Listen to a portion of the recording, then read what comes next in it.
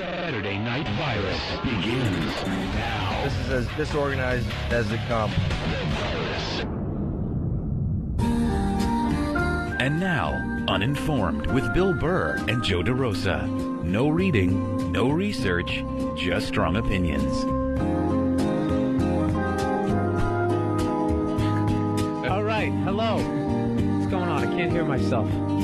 I can hear you. Okay, you can hear me? Well, that's all I need, Joe. Hey, it's you're listening to Uninformed, as you heard from the intro there, Bill Burr and Joe DeRosa. And believe it or not, we're finally back. We're finally back live. So at any point you guys want to call in, we can actually talk to you as opposed to pretending.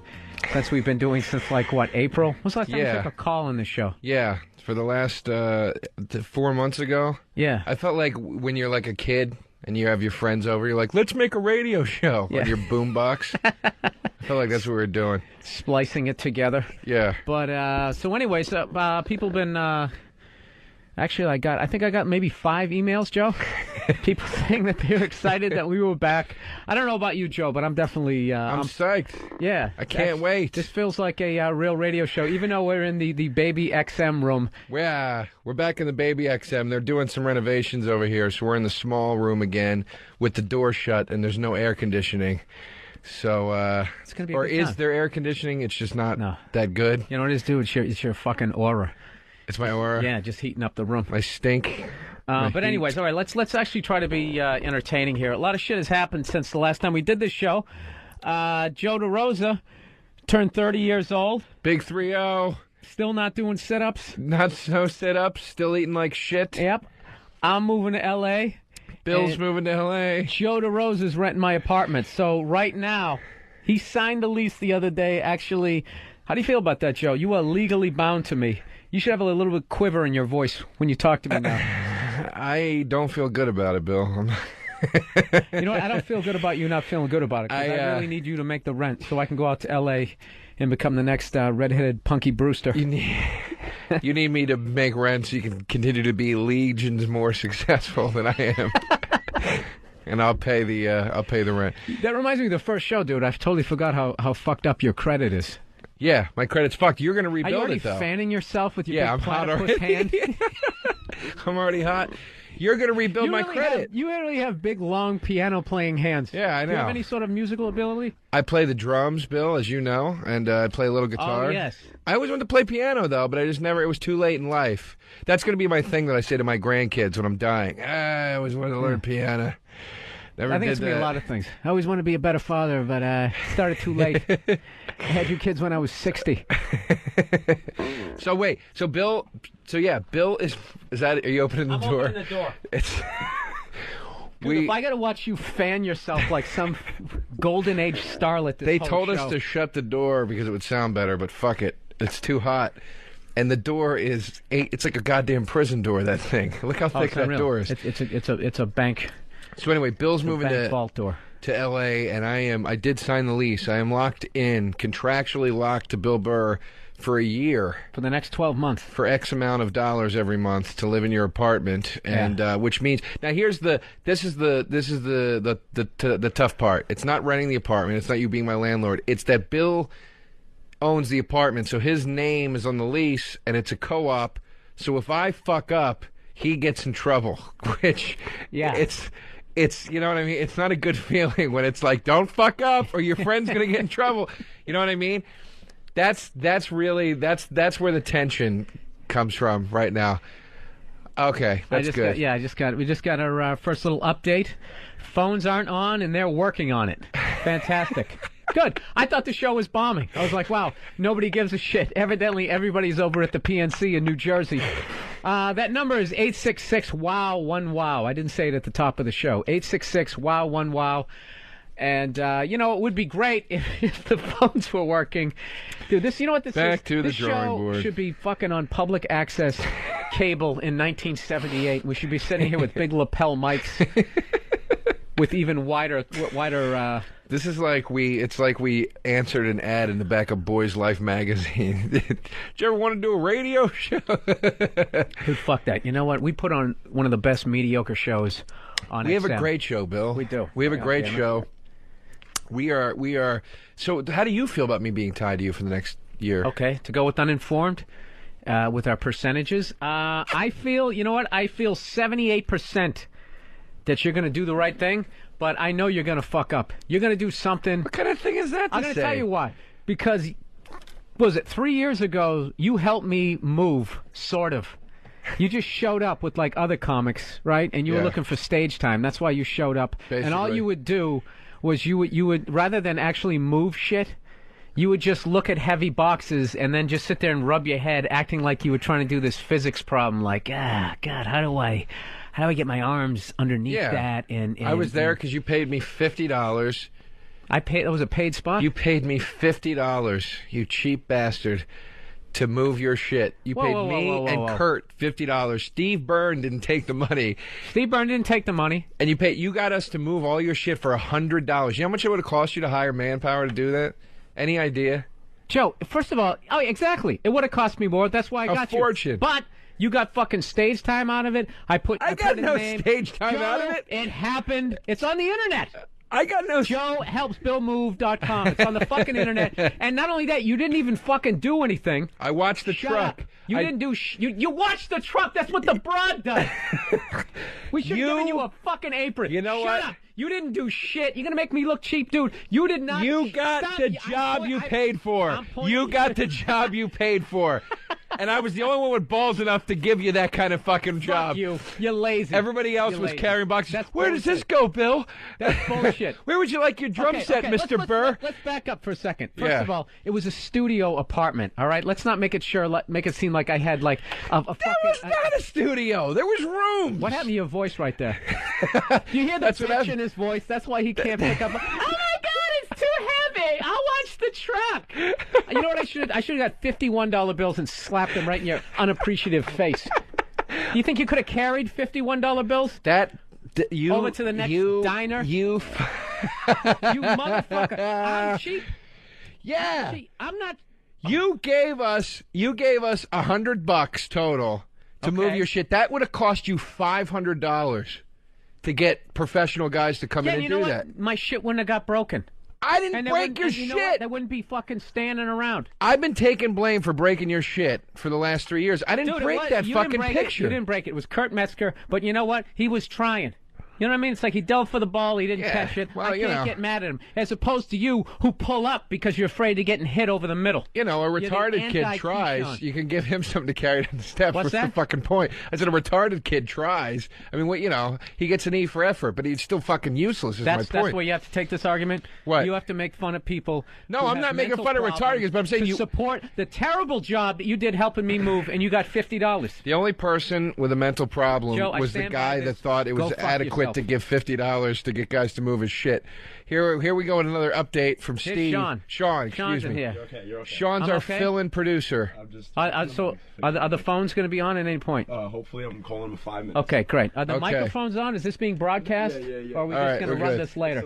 Sean, ladies and gentlemen, is filling in for Danny tonight. I'm missing Danny. I'm definitely missing Phones work when Danny was here, Sean. Can you hear is the mic picking up the laughter through the open door? No, I got you guys. 5 minutes, I promise. There it is. Sean, I don't like your used car salesman smile. It's really starting to annoy me. You called him my cokehead smile last time. Oh, is that what it is? Whatever it is, it involves something illegal. He has a smile like Jack Nicholson in Batman when he's sitting across the boardroom table before he electrocutes that guy to death. You know what? I hate all of those movies. What one? I like the original ones with Burt Ward. The ones I like those. I don't like the Tim Burton ones, but I like the Christian Bale one. That one was good. I fell asleep, Joe. That's a shame. But it was only because I was tired. That's a shame. Were you tired from moving stuff around, you big tough man? No, I wasn't tired. I was tired from hiring glorified open micers who were middling for some reason. You didn't pick up Joe, you didn't do shit. You were the laziest motherfucker. I didn't do shit, and I didn't get Joe, shit. You know what you were? You shamed your Egyptian heritage. We didn't move anything. You know what I learned? Wait a minute, shut up. You know what I learned by watching you help me move? The Egyptians did not build the fucking pyramids. We didn't move a goddamn stone. You just stood around looking at stones like, what the fuck? The Egyptians enslaved people to do it for them. That's a fact. I mean, that's a fact. Why? Who did it? That's a fact. They had slaves that did it. And what was their background? I'd rather not say.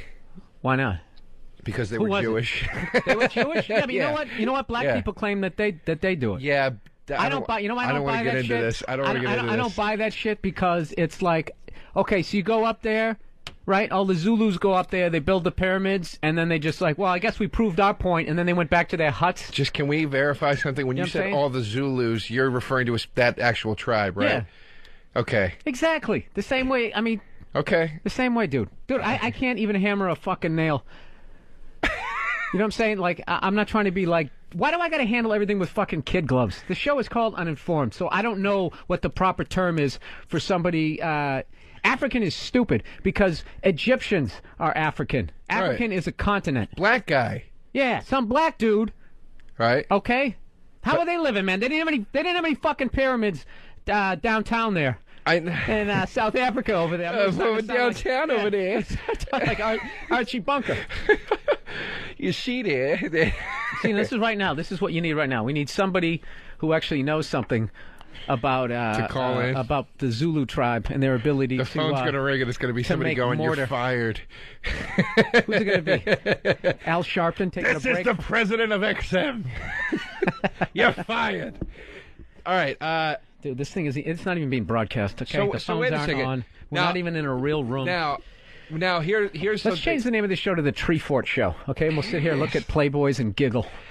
That's kind of how I feel about taking over your apartment. Like, you know when your friend gets rid of his bike because he gets a better bike, and he's like, "You want my old bike? I'll give it to you for like $100." You know what I call it the Bobby Kelly syndrome. When Bobby gets some new piece of technology, right? Yeah. And then he has his old one, like, dude, check this out, dude. Yeah.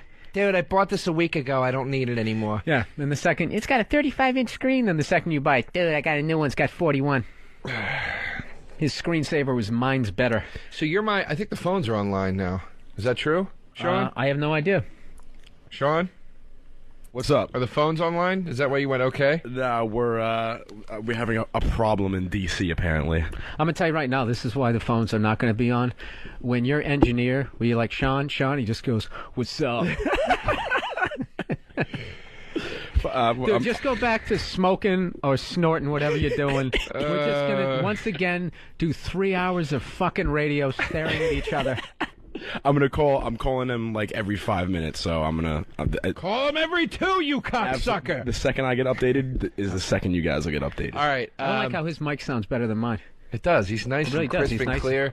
He's got that fucking Shadow Stevens bass tone going on over there, and we got nothing. You don't know who Shadow Stevens is?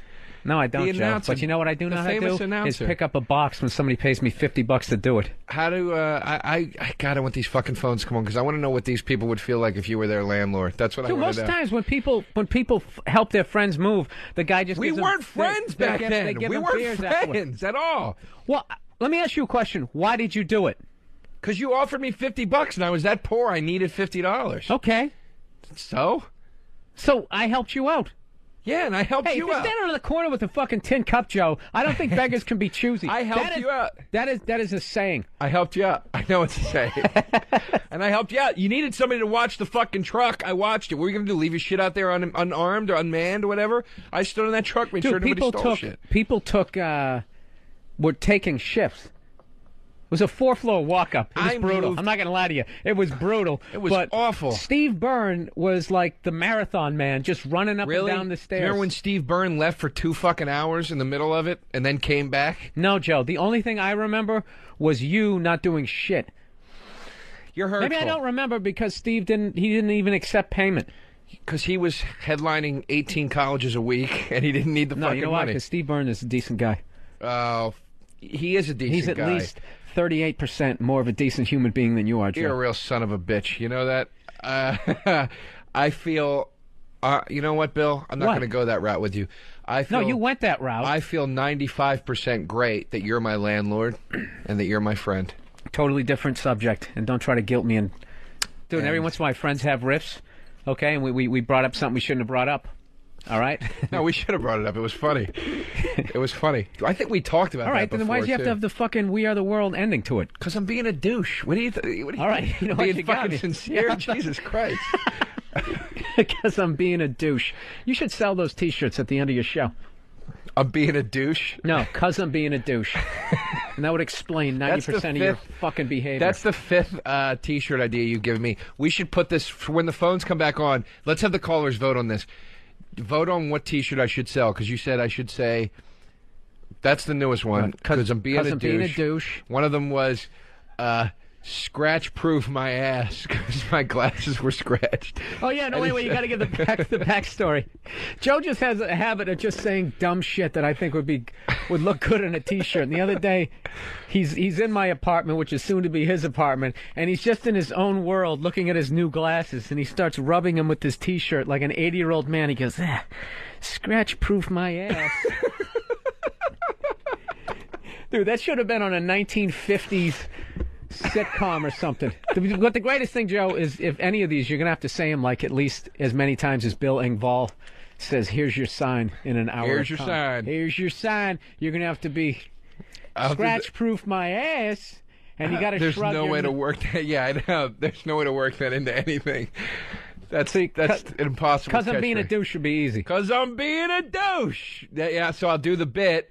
So then I say the waiter, go fuck yourself, beat. Because I'm being a douche. And then the audience fucking erupts and claps, right? All right. Joe, the amount of T-shirts you would sell, as much as you're mocking that, I'll tell you right now, I've had middle acts. One of my pet peeves is feature acts with T-shirts, because there's nothing America loves more than a fucking T-shirt. And I'll have like a comedy CD, like content, what I like to think, some sort of art on it. They don't give a shit. No, they just want a T-shirt. Yeah, if you have a fart joke on a T-shirt, they're all over it. You got those in quadruple XL? People love T-shirts for some fucking reason. I don't know what is it about a T-shirt that people go so crazy about. Well, because you can't have enough of them, Joe. They're like whores. They're like, come on, man. I have a whole. Look at this. I got a Comedy Works T-shirt. I really look like a road hack, don't I? You do. That's the sign of any, for people who are actually listening. God knows we have no idea because there's no fucking phones. The sign of a road hack. Rich Voss used to always do that. He was always good. And when you see the guy, you know the road comic on the clip show, because he's wearing the shirt that says, like, Beefy's Burger Joint, Atlanta, Georgia. You know what I mean? He's wearing the shirt from the place that he ate because the fucking owner of the club took him there after the first show. You got to try these burgers, you know? Dude, you know what? I got to admit, I do that because it's so hard to find a truly obscure T-shirt now. Because you go down to They're cool sometimes. They're cool T-shirts Best sometimes. Buy, not Best Buy, Urban Outfitters. Probably owned by the same guys. They mass produce obscure T-shirts. Forget it. It's finished. I went in. I have a gift card for Urban Outfitters for like $50, you know. And I went in and tried to buy a shirt. You hear about the roach problem they had down there? It was impossible. You heard about the roach problem at Urban Outfitters? No. I heard them. They're like, it's all like in the T-shirts and stuff. You know what? I did hear about that. I thought it wasn't rat. I heard it was rats. It was something, but they were attacking customers. And there was, I heard too, like a bunch of kids. You know how they found out about it? Was that a bunch of, like, I guess hipster kids, whatever, bought T-shirts. And the kids kept, brand new T-shirts, whatever, and they were bringing them back in and saying, this T-shirt has a stain on it. And they didn't know what the stain was. And they had gotten That's because they said it in like an ironic way, so they didn't think that they were actually serious. But they had gotten back like, something like 50 or 75 or 100 T-shirts with the same stain. And they looked into it and they found out it was fucking fecal matter. That's why they went out of business. Yeah. I think we can actually get sued for this shit, because usually we have phone people calling in. They didn't go out of business. I know. Are we not allowed to say what we just said? There was no roaches. Dude, we're uninformed. We have no idea whether or not they're in business. We just made that up in case. I know. Now we got to say that one in case Al Sharpton gets pissed off. We have to say, what's that Kathy Griffin thing? We have to say allegedly after everything? I don't know, but you have to have bangs when you say it. Okay. So I'm at the... That's my Kathy Griffin impression. All right, people, you are listening to Uninformed. I believe you're listening to it, because I don't know if this is actually going out. The phones are still down. When they come back up, it's 866-WOW, and we were going to have people call in and try to predict the disasters of. This is what we're going to do for the rest of the show. We're going to tell what would have happened if we could actually interact with our small puddle of a fan base. Don't knock them. Don't knock the fan base down. I'm not knocking them. They're out there. They're strong. They're I'm a not legion. knocking them. That was They're actually a legion. They are. They're a legion. What is your definition of a legion? A legion. They're a legion. I heard you that. Well, what the fuck? Is there a standard Did number you say for a legion? No, I said a legion, but I My said definition I fucked of a it up as legion? I said it. Yeah. How many people is in a legion, Joe? You know. Whoever's out there. I'm going to go with 500,000. That's not a legion. That's a legion. That's not a legion. That's a population. That's a country. A legion. A Legion of Doom. How many was in the Legion? 6? It wasn't 500,000. 6 was the Legion of Doom. That's not a lot. I think saying it's, you know it what? metaphorically. So that's what a legion is. A legion is a small group of people that agree to do something evil. Like whoever the phone guy is running here at XM. He probably get together with somebody else. But you wouldn't call... All right. Listen. Here's the thing. What is the percentage of America listening to us right now? That's what I want to know. That's basically what we're getting to. What is the percentage of this country that you think is listening to us? Right now? Well, I can tell you what percentage is calling in right now. 0.0. 0.0. 0.0. And why we going to harp on it for the rest of the show? No. I don't think we should. I think we should take the positive, Joe. That's what I'm saying. I think we should find the love. That's why I called him a legion. A legion. A legion. There's 6 truckers driving across Tennessee right now, and they're listening. And they're into it. That's right. Into it. And they're sitting on their extra fluffy pillow to make sure they don't get the hemorrhoids before they pull into a Hardee's. There's some guy right now parked in a truck stop with his cock in a tranny's mouth. And he doesn't eating even a know it Subway, yet. He doesn't even know it yet. He's listening to this show right now. And she's laughing. Like that, with his dick in her mouth. Well, the thing is he still thinks it's a woman. So right now, he really thinks he's the luckiest person alive. But you know, they always have those fancy reflectors, both on the inside and outside, and that's when he's going to be, see up his skirt and look like, and it's going to look like he's looking at a shaved bull mastiff. I don't know what a bull mastiff is. But I don't know, but I think they have bulls. That's a well, funny I guess word. there are female ones. Oh, also, too, just another quick order of preliminary business before we get into the real subject Yeah, this is our half-hour warm-up of the show. Is we're doing a new thing on Uninformed where we're going to feature a band. We're going to feature one band and an album by that band on every show. So every song that you hear as we go to break today is going to be from one album, and the album is Stranger Than Fiction by the band Bad Religion, who is my favorite band ever. They're my favorite band of all time. Bad Religion, their album Stranger Than Fiction. You know what? I have no idea who they are. I know the name. Joe, could you in your wonderful voice, could you sing one of those songs? Send me one of the top 40 ones. Sean, what's one of the songs playing today? Just give me one of the titles and I'll sing it. We are playing 21st Century. Okay. It goes, okay. Shum dum dum dum dum dum dum dum da da da da da. 'Cause I don't want it. Dan it. The things you're offering all right, me. Okay, Joe, stop it. You sound like you're yelling at me. Okay, that's one of their songs. Give me one more. We got Better Off Dead, I think. Until then, better off dead. A smile on the hole in the head. Come on, keep on coming. No, stop. Sean, stop. Dude, that sounds like when they roll credits to a bad coming-of-age, 1980s movie. Just one more. Let me do one more. I'm having fun. Just do the music. One more. You got Hooray for Me. Well,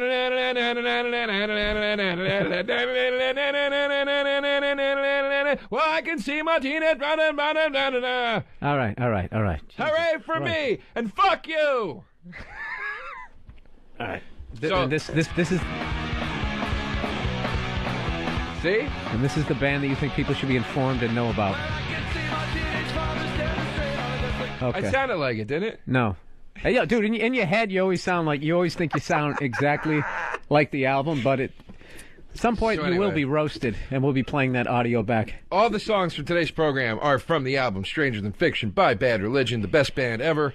Go out and see them. They They're going to suck. be touring this fall in support of their new album, New Maps of Hell. You know what? They don't suck. Your version of what they did sucked so bad. If you wanna know- I'm gonna have to wait 5 years to even listen to that fucking album to get that If you whole wanna- what you just did out of my head. If you want to know who they are, they're a punk band. They started in 1980. They're still going strong. They're amazing. Lead singer is a college professor, in addition to being a So what? punk That's singer. supposed to make them interesting? No, they're very cool. They sing a lot Really? about science and God and religion and. Listen, you know what my atheism. They're criteria very is for a interesting good band. for a good lead singer? If you don't choke on your own vomit and die, that's it, man. You're not a rock star. He teaches a class. What does he teach? Meteorology? Close, actually. Some kind of biochemistry thing or something. He's a very interesting guy. He's a very intelligent guy. They were very I'm intelligent. not saying he isn't. I like them. I know you probably like your schlock rockin' fucking Porcupine Bush band that you like so much. Oh, Porcupine Tree? You know what it is? I like the drummer. Nothing was gayer, by the way, than the day you played me them and you were air guitaring it for me. But not to be funny. You were just air guitaring it because you were feeling it, and you were doing like the white man overbite, and you were going like that. I'm white, and I'm not going to apologize for it. What was I supposed to do? Walk like an Egyptian? Whatever the fuck you people do? That was as bad as what I just did, but in a whole different way. There was something. Yeah, but I had the decency not to do it on air, Joe. Or to have it filmed. I did it in the privacy of my own home. No, you did it in this studio while Danny was ripping the song. That never happened. And you were looking. It never happened, You're making Joe. a face. It was almost a face like it was inappropriate. It was freaking me out.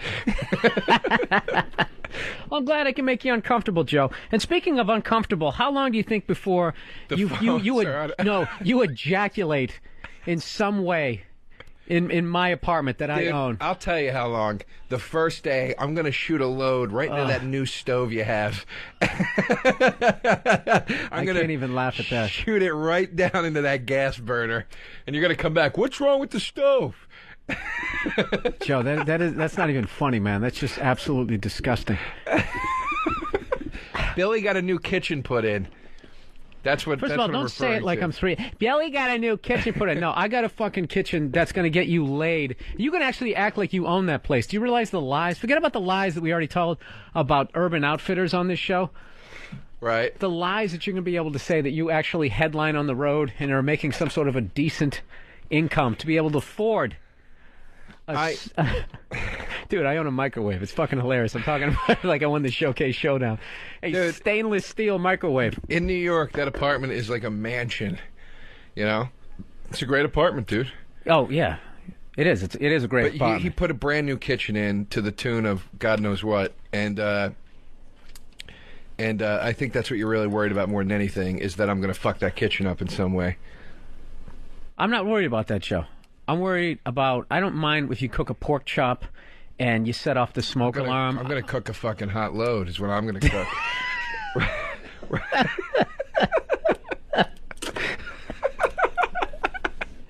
That's what I'm worried about, Joe. That is what I'm worried about. That is really what I'm worried about. I don't mind you and your awful hairless Sasquatch body standing in the shower. That's not. I'll be able to block all of that out. You just doing whatever it is you do. You want to talk about a horrific face? Whatever your sex face is, Joe, could never sure be worse than, I'm sure than that brutal. Porcupine Tree thing. Dude, we are literally both sweating profusely sitting in here, disgusting wiping our brow. Well, you know what? Hopefully, we're going to take a break right now. You guys, you're listening Uninformed. Believe it or not, we actually are live. Our phones just aren't working. This is the scam we should have been doing the past couple of months so that they don't work. Hopefully when we get back, we wanted to, because we're big on uninformed percentages. Yeah. We wanted to know what the over-under was of Joe DeRosa shooting a load within the first 8 minutes that he's in my apartment. Also coming up, we're going to be talking about sports gambling, airline travel, and Michael Vick. We got a whole bunch of stuff. So please, if you're listening, please stay here. Keep driving that truck. All right, we'll be right back with Uninformed. It's Uninformed with Bill Burr and Joe DeRosa. I can't believe it. Ah, yeah, Joe, you did a good version of that. All right, you're listening to Uninformed with Bill Burr and Joe DeRosa. Saturday night, August 25th. Uninformed. Phones are... Oh, my God, the fucking phones are working. They're working! You know what? I'm going to take a call just to take a call. Yes! I'm really excited. That's how pathetic our show is. We have a caller, and we're like, psyched. All right. Indy Mike calling to say hi. I don't give a shit if this guy trashes me. Hello? What do I, right-click? Do I left-click? Sean, how the fuck do I get the phone to work? You have to click on the number, I think. Oh, click on the number. Clicking on the number. Here we go. Hello, Indy Mike. Yeah. Oh, my God. Dude, you're the first caller on this show since March.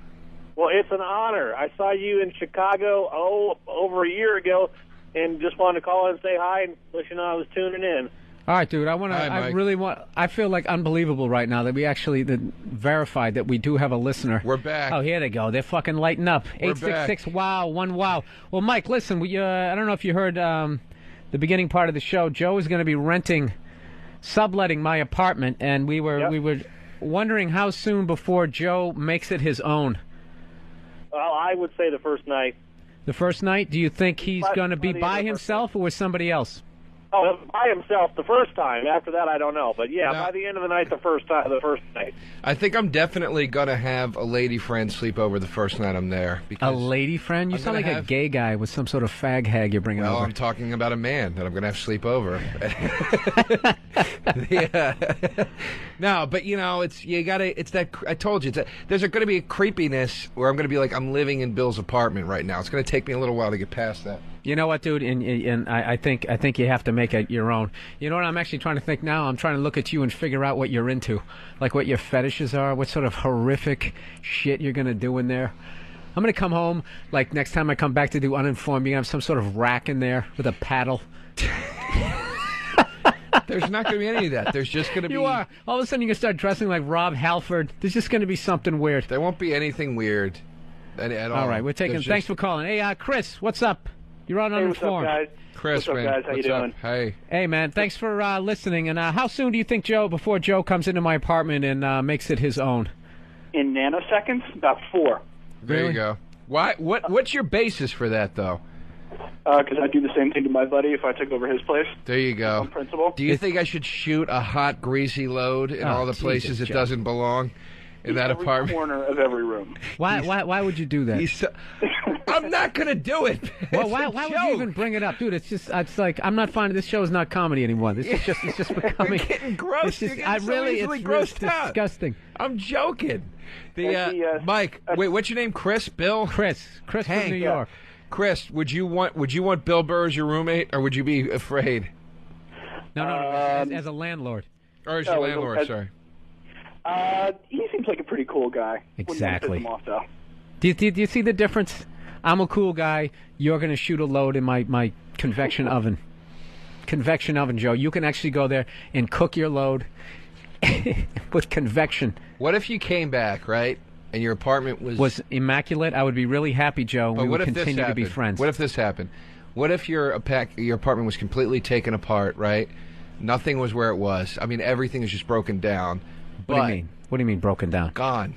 The stuff is just not there. It's just empty. It's an empty room, okay? Okay. One giant empty room. You go, where is all my shit? And I say, well, I had to get rid of it, but it was because I... Because why, Joe? I can't get this out, dude. No, you got to say it now. But if it was not there, but if it was for a cause of greater good, like your shit was gone, but I'd created like the telepods from The Fly, and I created teleportation devices in your apartment. I said, Bill, your shit's gone, but look what I invented. Would you be mad or would you be happy about that? If I got a cut to You got a teleportation, cut. absolutely, but you'd still have to open for me for the next month to pay for those leather couches. Okay. All right. Hey, here's a guy right here. We're going. Thanks for calling, Chris. Hey, Dale, what's up, man? Dale, you're in Oregon. You said you leased an apartment to a friend. Yeah, I leased an apartment to a friend, and he fucked me over bad. Okay, let's back up first. Did you own this place, or your name was just on the lease? Oh, no, I own it. Oh my God, what was it? Was it a house? Was it a condo? Is it any surprise, by the way, that the stories people are calling in with, I'm not surprised at all that that's the first. Dude, it was a fucking train wreck. It's gonna suck. That's all anybody ever calls in and says. I can still rip up your lease, so shut your face. Dale, I want to hear what's good. So you owned what, a condo or a house? A house. It's You- a 4-bedroom, 3-bath. Out in Portland, Oregon. Okay. Great area. And How well did you know this person that you rented the house to? And please don't say you host a show with him. elementary school. And what did he do? Parties, hookers, druggies. Oh, we're coming to do that. In one room, you put a stripper pole in it. No, we didn't. Oh, Yeah, come he did. on. Bullshit. Yeah, I'm not buying that. And then what? He had a kilo of Coke on your glass coffee table? There was a donkey. He took the stripper pole and he sodomized the donkey with it, so then I had to deal with PETA, and those people never leave. You sound like an 8-year-old when he's trying to lie his way out of something. And then Billy came.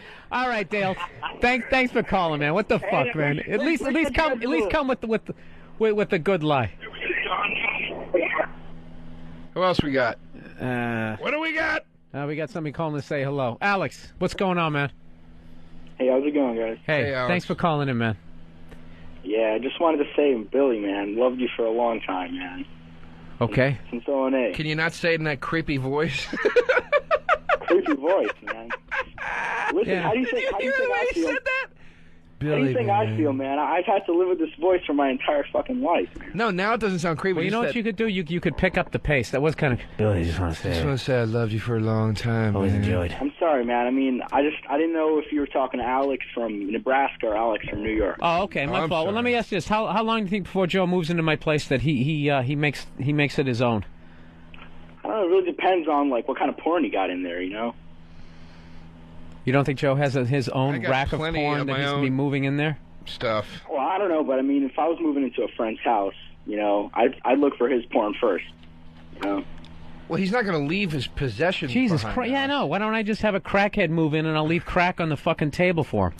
He's Yeah, taking yeah, his yeah, I things guess you're with right. I him guess to his you're new right. house. All right, Alex. Thanks for calling, man. All right, thanks, man. Thank you. All right, dude. That wasn't bad, man. We got some callers. People saying, "What's up? What's the point of the show? Show is awful, unlistenable." Who said that? I know some guy. He's been on hold for Put him like on. Put him on. two Put and him a on. half, 2.5 minutes. Put Okay. him on. Matthew. Yeah. Hey, man. Big fan of you. What's going on? Listen, Bill, I like you. You're a pretty funny guy, but this show is not funny. It sounds like you and Joe are trying too hard to be funny. It's not coming off. Okay, so what do you suggest we do, sir? I leave. Put best of back on. Put what? Really? Put best of back on? Sir, why are you sitting at home listening to radio on a Saturday night? Why aren't you in Jersey with the rest of the so-called comedians? Why aren't you? Oh, that's why he feels You're right, shunned. because he feels shunned. The only comedians are on that tour. There are no other comedians in the entire country. You're right, sir. This show is really... Play it back and be objective when you get home. Listen to it again. Okay, Matt, I want you to... Oh, absolutely, I will. Do you listen to our other shows, Matt? Yeah, I've heard of them, yeah. It's not funny. You're not funny. Nothing that you've said so far has been funny. Me or Bill? Both of you. So why are you listening? So why do you continue to listen? Why would you call in? You even have a fat voice. What? I don't get what he's saying. What does that mean, Matt? I don't Come on, understand. Matt, trash us or get going here. All right, he hung up. There you go. All right, He see? hung up. Dude, you knew that's where that fucking call was going If to go. anybody knows Matt, he's a cunt. That's great, Joe. It was like a little first grade fucking thing. I know that was the. Can you get with me on my sense? No, you know what I do when I have to start answering the phones, I get like completely distracted. Bill's a cheap bastard. Here's one for Joe. Here we go. Hey, TJ, Wyoming, what's going on, man? Hey, Billy, can y'all hear me? Yeah, hey, buddy, what's up? Hey, man. Hey, glad to hear you guys back on. I get a kick out of listening to you two knuckleheads. Thanks, man. Hey, Bill, I just want to say, man, on that moving deal that you did with Joe, Joe, $50, man. Come on. Well, dude, you know what? You know why you think that's cheap? Because you live in Wyoming and your driveways are 20 miles long. And you have to step over steer to get to the front fucking door. Dude, it's New York. We were moving from one apartment to another. Yeah, I know. I lived up in New York before, man. And to get to come here to move, like a studio or something like that, you're going to drop $1,000 easy. Thank you. I realize that, and my shit isn't going to get broken, and if it does, they're going to pay for it. And I'm not buying that you lived in New York. I lived in New York, man. I lived up on 97th Street. TJ, I was stationed up in Fort Gordon, New York, New Jersey. I was stationed up in New Jersey for a while. TJ, let me ask you this: Would you want Bill Burr as your landlord? I think I would. Bill seems like a pretty cool guy. I've been listening to his shows. He's a very cool guy. Oh, yeah, he's a cool guy. He's All right, Joe. funny as Just hell. whatever you do, just don't fuck up my apartment. All right. I'm not going to fuck it up. I like this guy though. I like that he just. All right, TJ. Thanks for calling. Here come all the people. Here come all the people sticking up for you, Joe. Here Scott we in go. Alabama. What's going on, Very man? good. Hey, man, I'm jumping on that same train as PJ. I got to say, man, I had to help me move up to the third floor one-bedroom apartment. Not only did I pay him a couple $100, I took him out to dinner, bought him cigars and alcohol, treated them like fucking the best friends that they were for not breaking all my shit. Well, this is the thing, though. Your friends aren't on the phone to back you up. Not only that, I moved in 2003. These were 2003 prices. So $50. I guess I'm a cheap fuck. You're not a cheap fuck. I was just breaking your balls about you being cheap in that one incident. That's all. Peace out, man. All right, man. Thanks for buddy. calling. Thank you. Thanks for sticking up for me. What the fuck is the standard rate? Dude, I looked into Manpower, whatever the company was called, to hire movers when the last time I moved. And it was, God, Joe, that's like going. I looked up what George Carlin gets for a gig, as opposed to an open micer. You're not a mover, Joe. You don't even have shoulders. You make it hurtful, is what you do. Okay, you bring it to a physical level. There's no need for that. No, it's dude.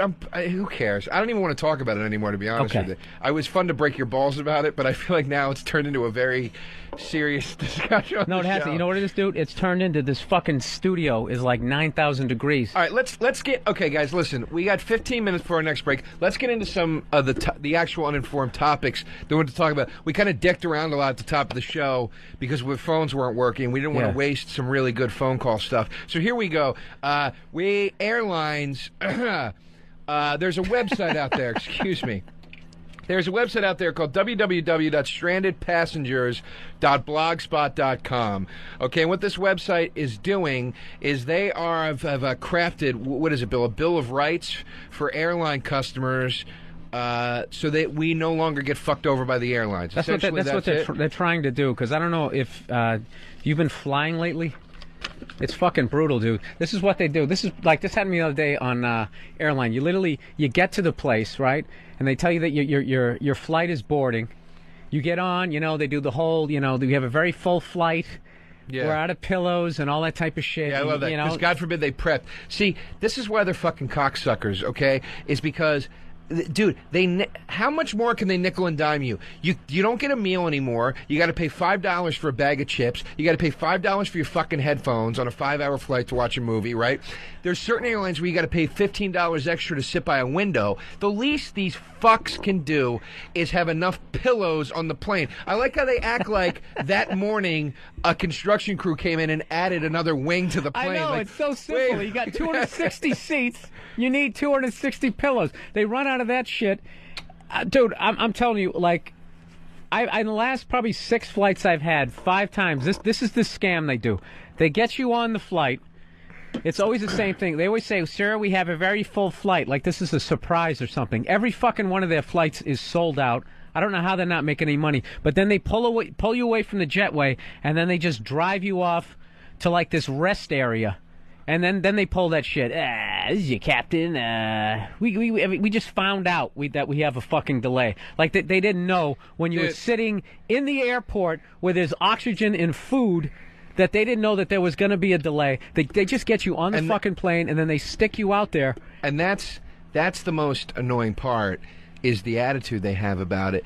I was thinking about that on the plane one day. It's like I'm tired of the entire staff on the airline having the same attitude that the pothead sound man has at the Rock and Roll Club. Like, hey, man, we're just rocking and rolling. We'll get there when we get there, brother. Don't stress, man. And you're like, no, dude, I actually have fucking 3 shows to do tonight. I got to go. Let's go. You know what I mean? No, like people have been snapping. Like I heard on Continental Airlines, they actually had a delay of like 5 hours. They took these people, and they shut the engines off. Then there's no air. The bathrooms are starting to, they're starting to overflow and that type of shit. And they just leave people out there for like 5 fucking hours. They actually revolted. They started banging on the tops of the...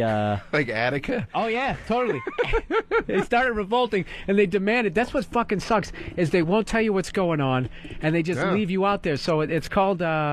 I don't know what the fucking website you just said, but it was like... www... No, dude, that's not the one. That's like 9 years... It's flyersrights.org. Flyersrights.org. Somebody was on a flight. I guess they stayed on the ground for like 12 hours. And they just... Dude, they will not let you off the fucking plane. They start doing that 9/11 shit. You know what I mean? 9/11, man. You got to stay out here. So they're actually they're trying. It's going into the House right now that we're actually going to have some sort of rights. We're trying to get some sort of rights. And that's what kills me. Who the fuck are you? Who the fuck? You're a stewardess. Get the fuck out of my way. I'm getting off of the plane. What would happen? What would happen if you just pulled open the emergency exit and let down that balloon slide and just went and just left? What could they do to you? Yeah, well, what do you do then? Then you're just running around like a clueless animal. You know how funny that would look just to see the guy racing across the tarmac? It's just that one little guy in that gigantic open fucking runway trying to get away. I'm telling you, they would put you in jail for so fucking long. They charge you with some sort of terrorism, because I know when they took these people off this plane, when these people demanded to get off this goddamn plane, they actually they brought police in.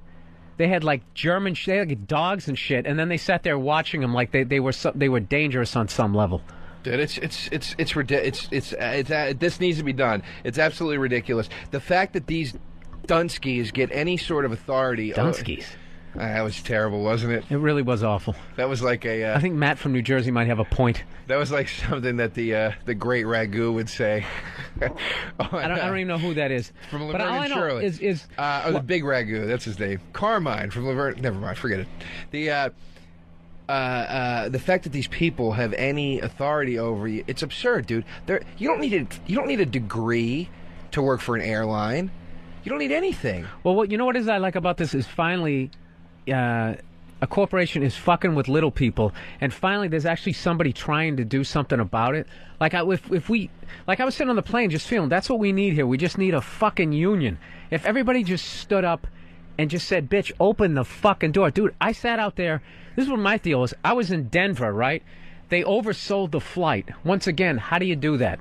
There's 260 seats, I love it. We oversold the flight. They are scum. They are scum. These airlines are scum. They have taken an inch and ran 8,000 fucking miles. Dude, it's like listen. So they oversell the flight, and then they tell us because of the altitude in Denver and because how hot it is, they can't put enough gas in, so we can't make it to Newark. We're gonna like crash in Kentucky or something. So we had to fly to fucking St. Louis. We land, then we sit there for an hour waiting for the gas guy to come over. He puts gas in the fucking plane, and then what do? They drive us over once again off to the side. You think you're taking off, and then they just shut the engines off, and then they're like, there's a delay in Newark. And it's just like, will you stop? Just stop lying to me. What's going on? Are there too many fucking planes? I don't know what's going on, but you know what? Do we need to take a break here? Because I want to hear some... no, we have 10 minutes still. Okay, well, I want to hear some from people out there. We got a guy on the line here who flies every week. I want to know if they're experiencing the same shit I am, if it's just because I'm a comedian and I fly so much that this stuff is happening. And I also want to know, if people are actually going to this flyersrights.org, because...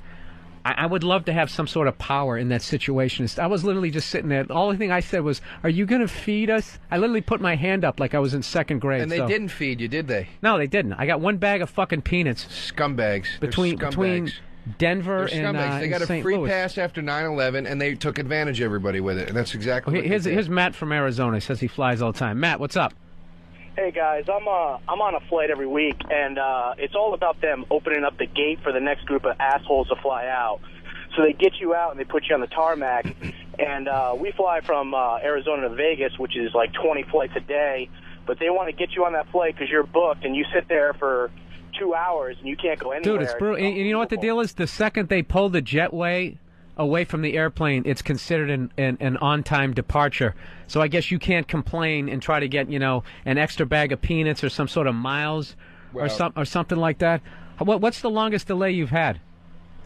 I've actually, the longest delay I had was about 5 to 6 hours, and it was flying out of Boston down to Myrtle Beach with some buddies, and they started giving out beers at first, but then they realized that probably wasn't the best idea to keep a bunch of guys drinking for 5 to 6 hours, and shit got a little out of hand, and then we ended up having to sleep in an airport. So I think that's their policy now, is they want to get them out of there, because I'll just drink in the airport all night and get drunk. Did you guys did you have to revolt at all? Was there did they get you right to that point? When did they finally pull the plug? No, they ended up pulling back in, and then we slept in the airport overnight, which is a great time. And then they told us we can fly to Cincinnati in the morning, which is a shithole. and then we can fly. And then they bump you all around. So really, I get a great kick out of like Southwest, who does that airline show, and they make everybody like the customer always look bad. But these people are sons of bitches every week when I'm flying. Whenever you got to talk to them about a delay, they don't give a shit when they make them look like great on this A&E show. No, they're scum. They're absolute scum. And you don't face these problems with any other type of public transportation. I take buses constantly and trains constantly when I'm doing tri-state area gigs, and I've never, ever had these problems. It's the airlines. They're corporate scum. Absolute as scum. opposed to what, the mom and pop Greyhound bus station? But I'm serious, dude. I mean, you take Greyhound. Greyhound, it says bus leaves at 12 o'clock, gets in at 1:50. That fucking bus pulls in on the nose every time at 10 of 2. If not early. Well, I'll tell you right now, you get treated. The only difference between taking the bus and flying an airplane is with the bus, at least you won't plunge 30,000 feet to your death. All right, man. Thanks for calling in, man. Well, no, because airline travel is the safest way to travel. You know, these fucking douchebags, they've really fed us all this bullshit for all these years. And Joe, the anger you have, you literally sound like you just stepped off the airplane.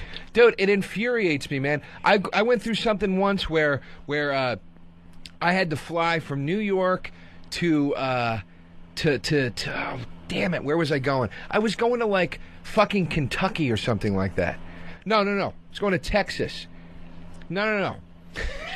I was going to... Maybe you were on a bus to Albany, Joe. I was going and you somewhere. dreamed that you actually had a gig where they bought you an airplane. I was going from New York to somewhere on the East Coast, right?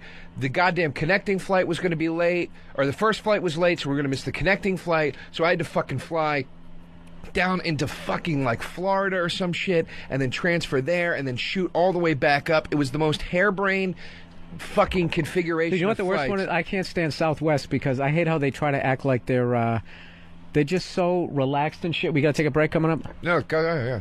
Have you ever flown Southwest? Yeah. They all dress like fucking Robin Williams. Yeah. They got like Hawaiian shirts Yeah. on and shit. We don't do seat numbers here on Southwest. You just pick any seat you want. Yeah, right? I want a certain level of professionalism, and I want the captain to be in control. But, dude, when they pull you off that runway, dude, that's happened, like, I swear to God, like 4 of the last fucking 6 flights I've taken, and the second they cut those engines, you know you're fucked for the next 2 hours. They don't feed you. They don't bring anything around. It's brutal. Dude, JetBlue's like that, too. They have all those dumb fucking broads running the fucking flights. Yeah, and they come on and they're joking around. Oh, looks like we're stuck on the tarmac. Sorry. Are you old enough to remember when stewardesses used to be good looking? Yep. The second they went to flight attendants, it just became old broads and gay guys. Yeah. It sucks. It's fucking sucks. horrific. And then you know they do the thing too. I had this fucking guy, this gay dude once. He was pushing the the drink cart. Uh-huh. He fucking rammed me twice with the drink cart in the leg, and then another time he walks by me and he fucking elbows me in the head, and I buzz the thing, and he comes over and he's like, "Yes, can I help you?" And I go, "Yeah, you want to fucking say excuse me when you elbow me in the head, dude?" And he's like, "I didn't elbow you." And I go, "Yeah, you just fucking elbowed me, dude," you know? And he's like, "But I'm sorry." But, you know, it's like, yeah, I'm a dick. Yeah, I'm a dick. I remember I was on one flight once. I didn't realize this topic was going to bring out such passion in you. I was on JetBlue, and has anything good ever happened to you on an airline? I mean, Never. I'm kind of pissed about this, but I'm nowhere near this mad. Never. I was on a JetBlue once, and it was when those Geico commercials were big. I just saved a bunch of money, right? Uh-huh. And the chick comes on the fucking thing. She goes, well, everybody, looks like we're going to be sitting here for about an hour. We're 19th in line or whatever, right? Sorry. And then she clicks off, and then she comes back on and she goes, "But I have some good news. I just saved a bunch of money. We're switching to Geico," and starts laughing. She did that joke? Yeah, dude. And my fucking blood was boiling. Did it bomb? Please tell me it bombed. Yeah, it bombed. Everybody was pissed off. And then I had a fantasy in my head that I would come on the loudspeaker and go, "Hey everybody, I have bad news. Your plane has just been hijacked. But I have some good news. If you look out your window, you'll see that miserable cunt fall to her death." Jesus Christ, Joe. I'm great. And the fan just fell because it's 90 degrees in here. That was a bit I did for a while on stage. And how did it go, Joe? It went okay for the first couple times, but then... I gotta admit, I didn't like it. You didn't like it? I didn't like it at all. Why not? Because we have to take a break, Joe, and I had to fucking trash you at some point as we go to break. We got coming up in the next hour. We're gonna be talking about gambling, sports gambling, and all that type of shit. Joe, you're a big sports guy, right? No. That's one thing I can be sure of when you rent my apartment. Okay, I'm sure you'll be jerking off in every fucking room, but you will not be watching SportsCenter at any point. All right, that is the good news. Okay, the only good news I got. All right, we'll be right back with Uninformed. Call Bill Burr and Joe DeRosa right now, 866-WOW-1-WOW. That's 866-969-1969. All right, we're back. Uninformed, Bill Burr, Joe DeRosa, going into the second hour here. We actually do have phones, finally. What the hell's the number here? The number is 866-WOW-1-WOW. We're going to be talking about sports gambling and that type of shit in the next hour. And who better of a guest to have when discussing sports gambling than Mr. Doug Signier, good friend and comedian. Yeah. Extraordinaire. How you doing, guys? What's up, Doug? Not much, thanks for having me Little in. background. Doug's great comic, living here in New York City. And tours a bunch with Robert Schimmel, or has toured a bunch with Robert Schimmel, so you might have seen him out there on the road. He's actually from the Boston area, so he is a Red Sox fan. Yep. Huge. Which I'm sure is going to piss off a good 46%. Did they win or lose tonight? They were up 12-2 in the bottom of the ninth, so I'm hoping they won. How did they lose last night? They won last night. I thought the Yankees lost last night. Oh, the Yankees lost. I thought Yankees are winning right now 7-2. But the Red Sox are winning. What is this that's going on right now? Is this the World Series? This is Joe. Are you from Philadelphia? This is going to be great. Joe knows absolutely nothing about sports, and one thing I've noticed about people who know nothing about sports, instead of wearing like stupid Red Sox or Yankees or Philly shit, they wear like band shirts. Like he's got a Zappa silhouette T-shirt, you know? Yep. Were you one of those guys in high school? Fucking jocks. They were hanging you from your locker? I definitely used Just answer the question. Did you get the shit kicked out of you or not? No. I was... Damn it. I was actually kind of popular for half of the time of high school. Wait a minute. How many kids were in your class? This was in a class of like 30. 300. And you were one of the go-to guys? I was a musician. I was cool. They thought it was cool. I was in fucking bands. I was in rock bands. That was like cool. Oh, well, nobody gave a shit about the ball. We did hear some of his great singing at the top of the show. Nobody gave a shit about the baseball team, Bill. People liked me because I played drums and I sang in a band, and that was a lot fucking cooler than the shirt you bought at Modell's. Wow. I just got to know. What has that developed you into anything, though, being a musician and so forth? Usually, you know what's funny? I saw Joe play drums one time. He looked like fucking Herman Munster. He almost demolished the kid, and then he said the most annoying thing he's ever said. I hit hard, man. Like that was his rep. Like he was some hired gun. Yeah. Hey, man, I play hard. I play fast. I play hard. I work hard. I play harder. It was absolutely fucking terrible. So, anyways, Joe. Sports, it's something that, I don't know, it's something that a lot of heterosexual men are actually into. Well, what a heterosexual activity it is to watch other men sweat and run into one another on a field. As opposed to what? Fucking having Iggy Pop sweat all over you in the front row? I mean, you're acting like it's so manly to watch men ride around in tight fucking pants with their bulges showing. I never noticed they had tight pants. Slightly homoerotic about that. Yeah, that's UFC shit. That's football, too, and baseball. No, it isn't. They don't wear tight pants in baseball. Yes, they do. No, they don't. They do, too. Joe, why does your voice go up anytime anybody argues with you? Yes, they do. They do, too. Because I have a little pussy, and I get my feelings hurt. Aren't manly.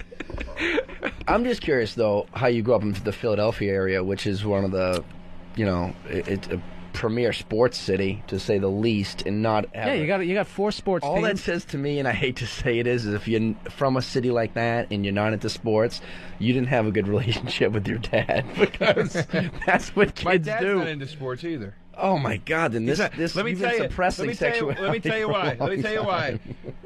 For the billionth year in a row, whatever, go into a bar or a restaurant or wherever people may be watching an Eagles game and hear E-A-G-L-E-S-E, hear that and go, and you're like, these fucking people, I never want to be around them ever. It's the most annoying. You scared, Joe? No, it's annoying. You scared of the aggressive energy? My cousin got married, and they were doing How did you the not Eagles get the chant shit slapped from out the of table, from the bridal.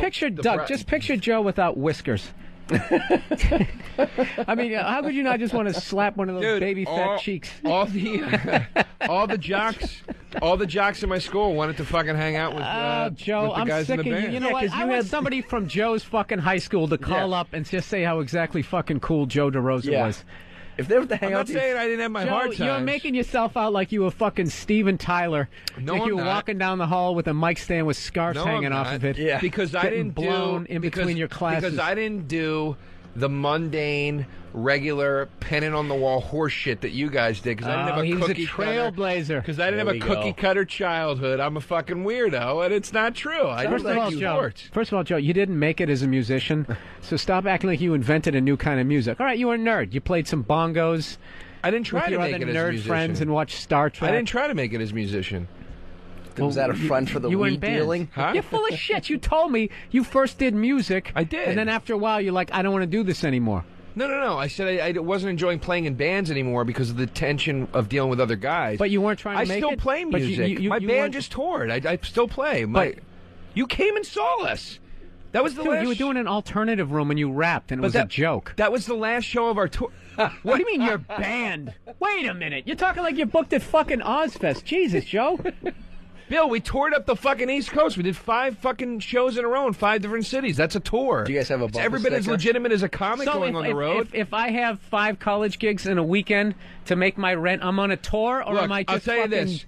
I'll tell you doing this. gigs? I'll tell you What you were this. told to do for 5 Dude, nights. I'll tell you this. We did fucking shows in Tuscaloosa, Alabama, and we had people that we never met, that we didn't know, that drove up from fucking Birmingham to see us. We did. They're called Joe, meth addicts. People came out to fucking Comedy Works in Denver to see me. I wasn't on tour. I was in Denver. You were on the road. You took your band. You took your act on the road as a professional comedian. So how's that different from me taking my band on the road as a professional band? We made money. We were paid to do it. How is that any different? I don't Wow, understand. Bill, I don't know. Do you have a tour manager? Yeah. Do you have roadies? When does the DVD come out? I had him. Can I see you on IFC, behind the scenes?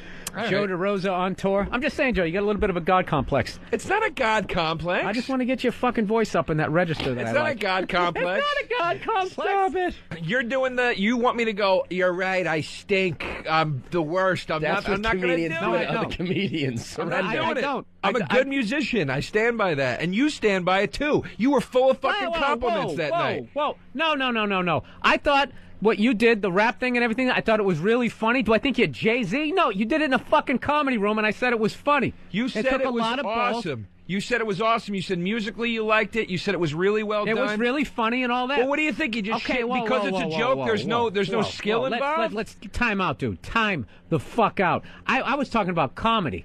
That's what I was talking about. Everyone was doing comedy there that night, and I It's love what you comedic. did. I thought it was great, dude, without a fucking doubt. For you now to act like you walk into Guitar Center and people start whispering, "Oh, Joe DeRosa's here." No, I didn't wonder say if he's that. gonna I didn't pick say up the that. fucking bongos. I didn't say that. But my point is, where do you think the music and the lyrics for all Joe, that shit where come did the from? fun go in this show? Can you raise your eyebrows to half But let mast me at ask you a least? question. Where do you think the music and the lyrics come from? Doug do you think Singh is our guest do you here to think talk about somebody sports. Do you think Yes. somebody just mails that stuff to us? We have to fucking create it. That's musicianship. That's Wow. skill. The That's problem talent. with comedy, It wouldn't be as good. Trust Jesus, me. I hit a real sensitive. Joe Because- doesn't like to fly, and goddamn it, don't make fun of his fucking Because group. I get fucking annoyed because comics do. Let me say this, and then we'll get into the sports stuff. Because I get annoyed because every comic I talk to pulls that shit where they're like, "It's just a joke," which is the equivalent of going, "It doesn't take any effort or Hey, talent." Doug, you and know it's what? bullshit. I bet Billy Bob Thornton gets mad when they make fun of his band too. Yeah. And he's played on The View. Hey, he's been on TV. Hey, I saw it, Joe. I'm in another band. We're putting out a real CD that's not funny. I'll play you that, and then you can say that that's actually good. Jesus, Joe. You know, Actually, what? Tenacious Good. D. Good. All right, you know, Joe, we actually have a couple people on the here saying that they don't watch sports, and this guy Good. Will. I love it. Everybody's on my side Will's saying tonight. he's a manly man. Will, what's up? Yeah. Hey, man, you don't listen to sports, and you're a manly man. Yeah, I'm a very manly man. You know, I take it off the pooper every now and then, but, you know, it's fine. God. Oh, Jesus. I hate when flight guys do attendant. the setup He like stayed on hold for like fucking 10 minutes. All right, man. Thank you for calling. All right. You hear how his voice? Yeah, went up high just like yours. Now, hey, Lamar, you're on. You say you're not into sports? Yeah, I'm not into sports, man. I'm also somewhat of a musician. I played in college and in high school. Okay. But I think we get more pussy than the jocks do, actually. Thank you very much. Well, you know what? I think you guys rape a lot less.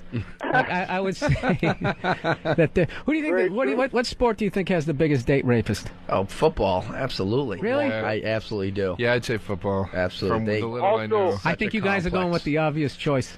Also, during the Say football volleyball. season, during the football Fencing. season, we're banging the football players' girls while they're at practice all season. Wow. You know, if you didn't stutter through that whole thing, I would have actually believed Believed it, yeah. But it's true though. You guys are too busy smoking weed to just chase broads. Come on. You know, All right. where are you from, buddy? DC. D.C. There you go. There you Look, go. dude, I got to You admit, can be from D.C. and have some culture and things like that, yeah. And Boston, we drink beer and watch the Sox. All right. You see what I'm saying here? How he's putting himself Angry. up on a pedestal. I'm not putting myself on a You pedestal. Are, like You're this, acting this like guy has. I'm not saying that people who fucking watch sports are the shit. I was just teasing you for that, and all of And a I'm sudden fucking with you back. No, you were serious, Joe. I got mad Your when you made it eyebrows- sound like I didn't have any musical ability because the one thing 'Cause that it's you very saw me do sensitive. was humorous. I It didn't still think you takes had- musical. It's like saying Tenacious D doesn't have musical ability. They're great Hey, Joe, guitar let me tell players. you something, dude. I've worked with guitar acts on the road. Yes, they can play guitar a lot better than I can. All right, am I fucking I'm gonna play I you mean, my band. are they I'm gonna play you opening my for the band. Dixie Chicks? You I'm know? gonna play you my band where I sang. Do you hit I'm gonna well? play you my band where I man. sang, and I'm gonna play my band where I play the drums. And you're gonna change your little tune there, you little redhead. Wow. Yeah, I really don't think. You know what? I got to tell you something, Doug. If we can get back on fucking course here and stop talking like Joe's needing his validation as a musician. Let's play it on the air next episode. Huh? Why don't you we know see what? if the callers want to do that? Next episode, This I'll person right bring here. in my band. Dustin, what's up? Arizona. You want to hear some of Joe's music? Fuck yeah, I want to hear some of his music. Okay. He said it was terrible. I thought he was going to bring it in this week on the last show. He said he was going to bring in some tape. No, I was going to bring in my... I don't have them. I was going to bring in my old rap tapes when I was in high school. Those are horrific. Those are horrific. Look, and that's what I'm saying. I think they're at my mom's house, and she lives in Florida. I can't find them. Trust me, I would bring them in, though. I'd bring them in if I had them. All right, Dustin. Thank. Okay, Joe. Whatever, man. Dude, sorry. You know what the fuck? I didn't think he was going to take this goddamn serious. I thought it'd be a little dig at There's no- Joe, and then we go into the sports There's no need thing. to And then, apologize. dude, when your eyebrows, I'm telling you, There's no need to apologize. I'm going to get a picture of him on the fucking website when you know Yeah, Joe bros. is. You know what it is? Joe's fucking Egyptian bushy eyebrows. They start to meet. They start coming down. You It's said all right. what you said. You're deliberately trying to talk in a calm voice here, Joe. I know how You're you feel. quivering. You've made your point. I know your opinion on my talent. I'm glad I know it now. I would have hated to go through. Wow, he really took it seriously. You can't end a conversation with that. man. I'm That just is joking. awful. I'm just joking. It's like a parent going, "You are the reason we got divorced." Dude, I didn't want to tell I'm you. gonna tell you something right now. joking. If you go out to go see Joe in his live rap thing, you're not gonna be disappointed. It was fucking great. I was totally entertained and all that type of Oh, stuff. go fuck That's yourself. what I'm saying. No. I want to clarify this. You Burr is backpedaling. I'm not backpedaling. Yeah. No, I want Look to at him. clarify. I want to clarify, dude, because I'm not saying like. But dude, I saw you play drums. You sucked. He hits well. You suck. He hit hard, dude. Bill, my kid never recovered. Bill, And Bill, he goes, and Bill, he had that same Bill, stupid attitude. Bill, Shut up, that's Joe. insulting. I hit hard, man. Bill, that's insulting. What, my opinion? No, I don't suck, Bill. My I played opinion? Bill. I was a jazz drummer for years in high school. I was the main jazz Jesus drummer Christ. of Doug, our jazz how band. How good was the band in your fucking high school? Bill, We let didn't me have one. finish. It was a Let me public finish. Can you let our guest? We have I a guest, played Joe. drum- I It's played not all about you, drums. Joe. I played- We have a fucking guest. Don't say I sucked at drums. That's a really. I said it, and I'll say it That's again, a Joe. really bold, fucking empty statement you're making. It's not bold. and it's not insulting. empty. I saw it, and You watched me play your set for 2 minutes, and you, as usual, you went for the joke instead of actually letting me play something. You made fun No, of how hard I was hitting your drum when I hadn't played He in a was year. destroying. When my I hadn't fucking played kit. in a year. He was I was destroying it. The fucking kit. Because Billy plays like a fucking 8-year-old that's sitting on the kit for the first time. Is it okay? Will it break if I hit it this hard? Yeah, it's called dynamics and then accents. All right, sorry. Joe I don't spend my time watching DVDs. Hey, well, maybe you'd get a little bit better, Joe. Well, I played in bands, Bill. Did you? I played in bands. I auditioned for Joe, bands that I got did, into. Joe. I played in several different rock bands. I did Bill. that geek shit, and then I also went into geek comedy. shit. I then went into comedy. Dude, you know what? If you don't make it, you stink. I didn't stay in it long enough to make it. I didn't try to make it. I started doing comedy, and I did that. You quit on your career, buddy. You quit on it, and you know what? It's an itch you still want to fucking scratch, and I can't wait till you make it in the fucking movies, so then you can put together your little stupid Billy Bob fucking side project, rap/R&B fucking thing. I don't like how you're wrapping your insult in the compliment. I can't wait till you're a movie star. Because that's what you're going at. That's what you're going for. Because that is what you're good at. You're good at this shit, dude. And I told you were good in your fucking comedy room, and you little cunt, you couldn't even fucking take it. You're actually pissed because I watched you fucking beat the shit out of my fucking... I'm not a bad drummer. I'm not a bad drummer. For those of you listening at home, Billy has stood up and is finger pointing. I will challenge you. Finger pointing. I will challenge you. Like a bad call. I will challenge you. To what? To a drum off. Ooh. And I haven't played in 2 years. Okay, Joe. What do you want to do this, Joe? Where do you want to put the fucking drum kit in here? Because I'll do it. I'll do it in a fucking minute. Next time we come here, we'll have a fucking drum off. And just know that I know that I suck, unlike you. You don't who suck. actually think you're the shit. That's what it really is. That's what it really is. Bill thinks he sucks, so he's going to take it out on everybody else and say that they suck. Doug, I swear to God, we're going to get to you. It's all right. I know I suck because you know when you like. I'm for a comedian, I'm decent, right? But when I go to Guitar Center, every other fucking time I come in there, not only is everybody better than me, but there's always like that fucking 11-year-old prodigy, and they're fucking insane. And I'm just looking at it like I do not have it when it comes to this shit. What annoys me about this guy is he's talking like he's, I don't know, like I see you in Modern Drummer magazine. Bill, there's obviously levels of ability, but that's like saying Dave Grohl sucks because he's not Chester Thompson. It's a ridiculous statement. Exactly. Isn't that like Joe DeRosa, Dave Grohl? You guys are definitely going on two different tangents. You're both great comics. That's a crazy I think Billy was just getting on the fact that you made it sound like in high school you walked around and people wanted to touch you because your ability to play all the I drum. said was, there's no mediating on this show. You gotta have a strong opinion. One of us is fucking full of shit. All I honestly said was he asked me if I was a dork in high school. I said no, I was actually kind of popular. So I was honest. What am I going to do? Lie? No, Willie, I was a dork. I suck. Dude, I was kidding. Dude, this fucking guy. I'm enjoying it. You know what, Joe? I'm enjoying this. You were a popular guy. You got your dick sucked every day. I didn't. I never got John pussy. Bonham, you are one of my biggest influences as a drummer. If I could somehow fucking hit as hard as you, Joe. That's all I was asking for. Was that too much to say? Bring your voice down, Joe. Bring your fucking voice down. I think it got lost in translation when he said he didn't get any pussy in high school. I didn't. Then you weren't a good musician. I didn't get laid till I was 21. And weren't the cool Are you guys? Serious? Dude, I went to Catholic high school, dude. So I went to Catholic Memorial, and you got more ass than All right. Doug, let's back up a second. You're in high school. You're a cool guy. You're in a band. You're getting laid left and right. You're getting laid. I don't even have to pay for weed. Yes, in the way it worked in my high school. I didn't drink or smoke weed in high school. The way it worked in my fucking high school. I didn't drink or smoke. Just knocked over the fan. If the dude was a fucking cool guy and he was in a band, he got laid. We had guys calling up. This guy, we got a lot of pussy being in a band. Let's talk to Mark. All right. Right here. Let's talk to Mark. I bet he was a cool guy in high school. Mark, what's up, man? You're on the air. You said you got a lot of pussy being in a band? Oh, hell yeah. Absolutely. Now, were you popular in high school? Damn right. No, I wasn't that popular, but you played in a band. I played in several rock bands. I had 2 albums out before I left high school. How old were you when you got laid? How old was I? First time. 15. 15, Joe. Here's a guy Bill. Played in a band, wasn't popular, Bill, and he got laid at 15. I hooked up with 6 years Bill, in front of this fucking big man on campus over here. I hooked up with a ton of chicks. I was mentally fucked up about getting laid. I was afraid to have fucking sex, and it took me till 21 to get over. Hey, dude, this isn't Dr. Phil, yeah, that's all right? Fucking this isn't awful. Dr. I don't want to hear about your fucking molestation. Have a dad who's a deacon, and and all that this shit. Explains and why you don't understand sports. Your dad was awful. a deacon. My dad is a deacon. Oh, Sorry, man. God. Okay, and the last thing I'm going to do is say that he sucks being a deacon because I don't need Joe to be yelling at me again. You don't know what it means. Well, you know, so your dad was hardcore deacon. Not Catholic. Is a deacon is now like an assistant priest? Basically, yeah. It's that show Big Almost. Love. He bangs a lot of bitches in the parish. That's No. what he does. That's Mormons. Same shit. When you're Irish Catholic, it's all evil. Everyone goes to see your dad. Like, I did this. He's like, come on in, take your clothes off. Jesus, Doug. I think he's bringing up a decent point.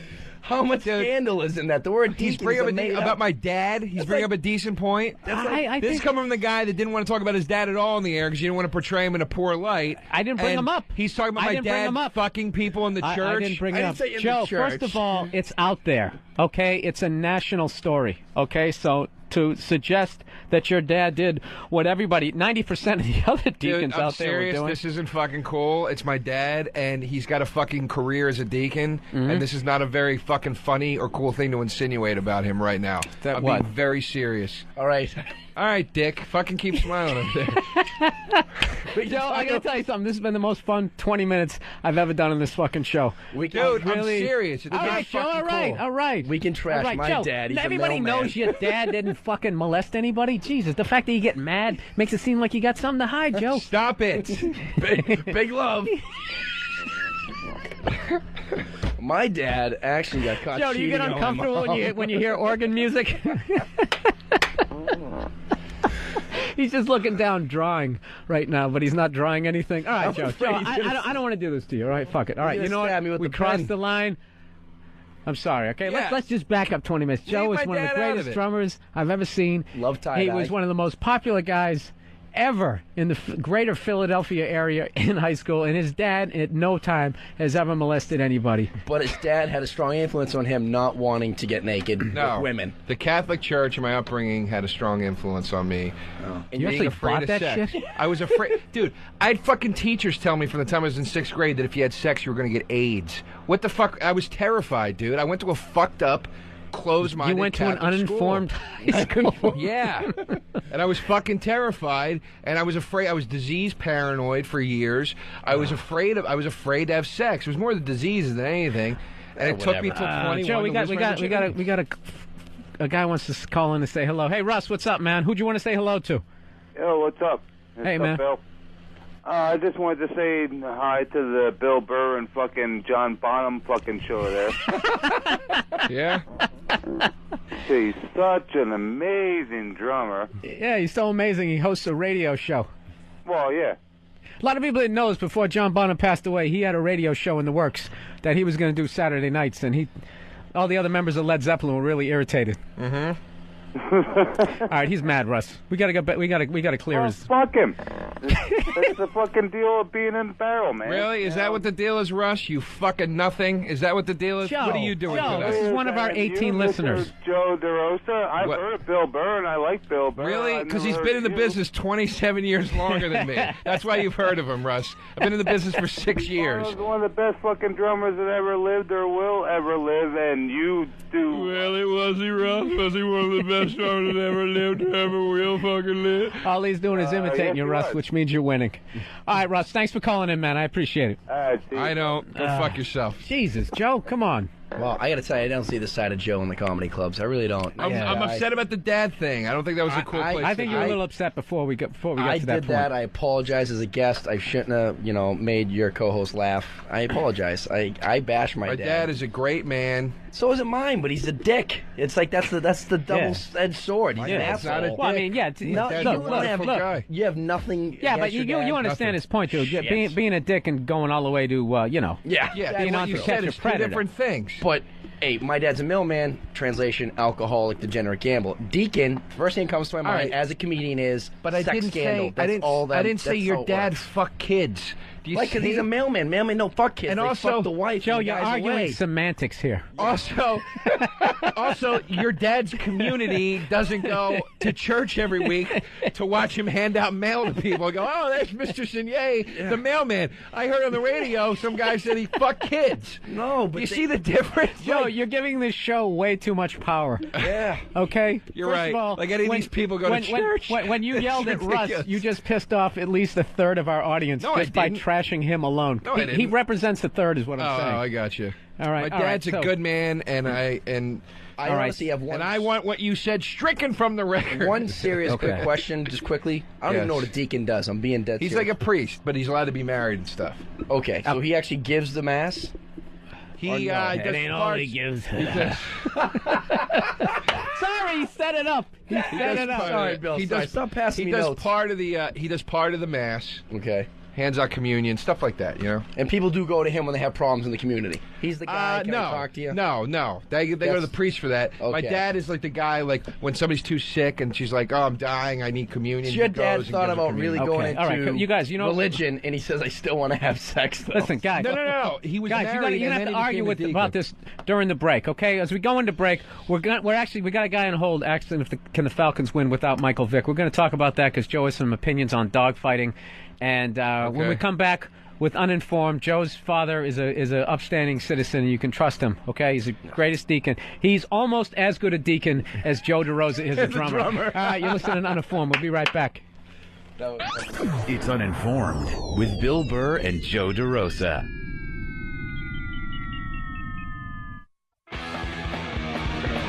All right, Bad Religion. Yeah. Was that you on drums, Joe?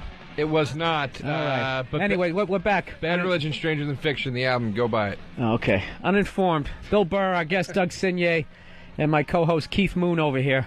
Dude, you know what we decided during the break for everybody out there, because we actually have a lot of people like musicians and stuff were on the phones there. I think because Danny just bought my electronic kit. Right. Danny plays drums, you play drums, I play drums. All at different horrific levels. There's no way we can't have a fucking drum battle on this show, man. We got to do it, and there's got to be a prize for who wins. Oh, yeah, and you know what, Joe? I think all the shit you've been talking, I think you're the odds-on favorite to just blow everybody away. Putting all the pressure on you. Maybe. What? Yankees 7, Tigers 2 is the final. See, now I bet that game, and I lost it tonight, and they had 9 runs through 5 innings. And as Vegas had it, the over-under was 9.5. So for 5 innings, they couldn't score 1 run. Now that's when you're a gambler and you think games are fixed. And you think stuff. You know, before we get into sports are fixed, 5 innings. before we get into that shit, let's talk about this Michael Vick. This poor guy's been sitting on hold for the last 15 minutes. Hey, man, Chris in Atlanta, what's up, man? Hey, Chris. Hello. Did he die? He maybe just hung up. Hello. Jesus Christ. It's okay. Oh, no, you know what? I'm not clicking. Here we go. Hello, Chris. Yeah, what's going on, Bill? Hey, man, I got 2 mouses over here, and I got too many mouses over here. What's going on, man? So I'm just wondering what me as a Falcon fan has done to deserve the crappy team the Falcons are. Every time we get close to something, when we get screwed up, is there a chance we can get the championship this What do you got? You got Joey Harrington?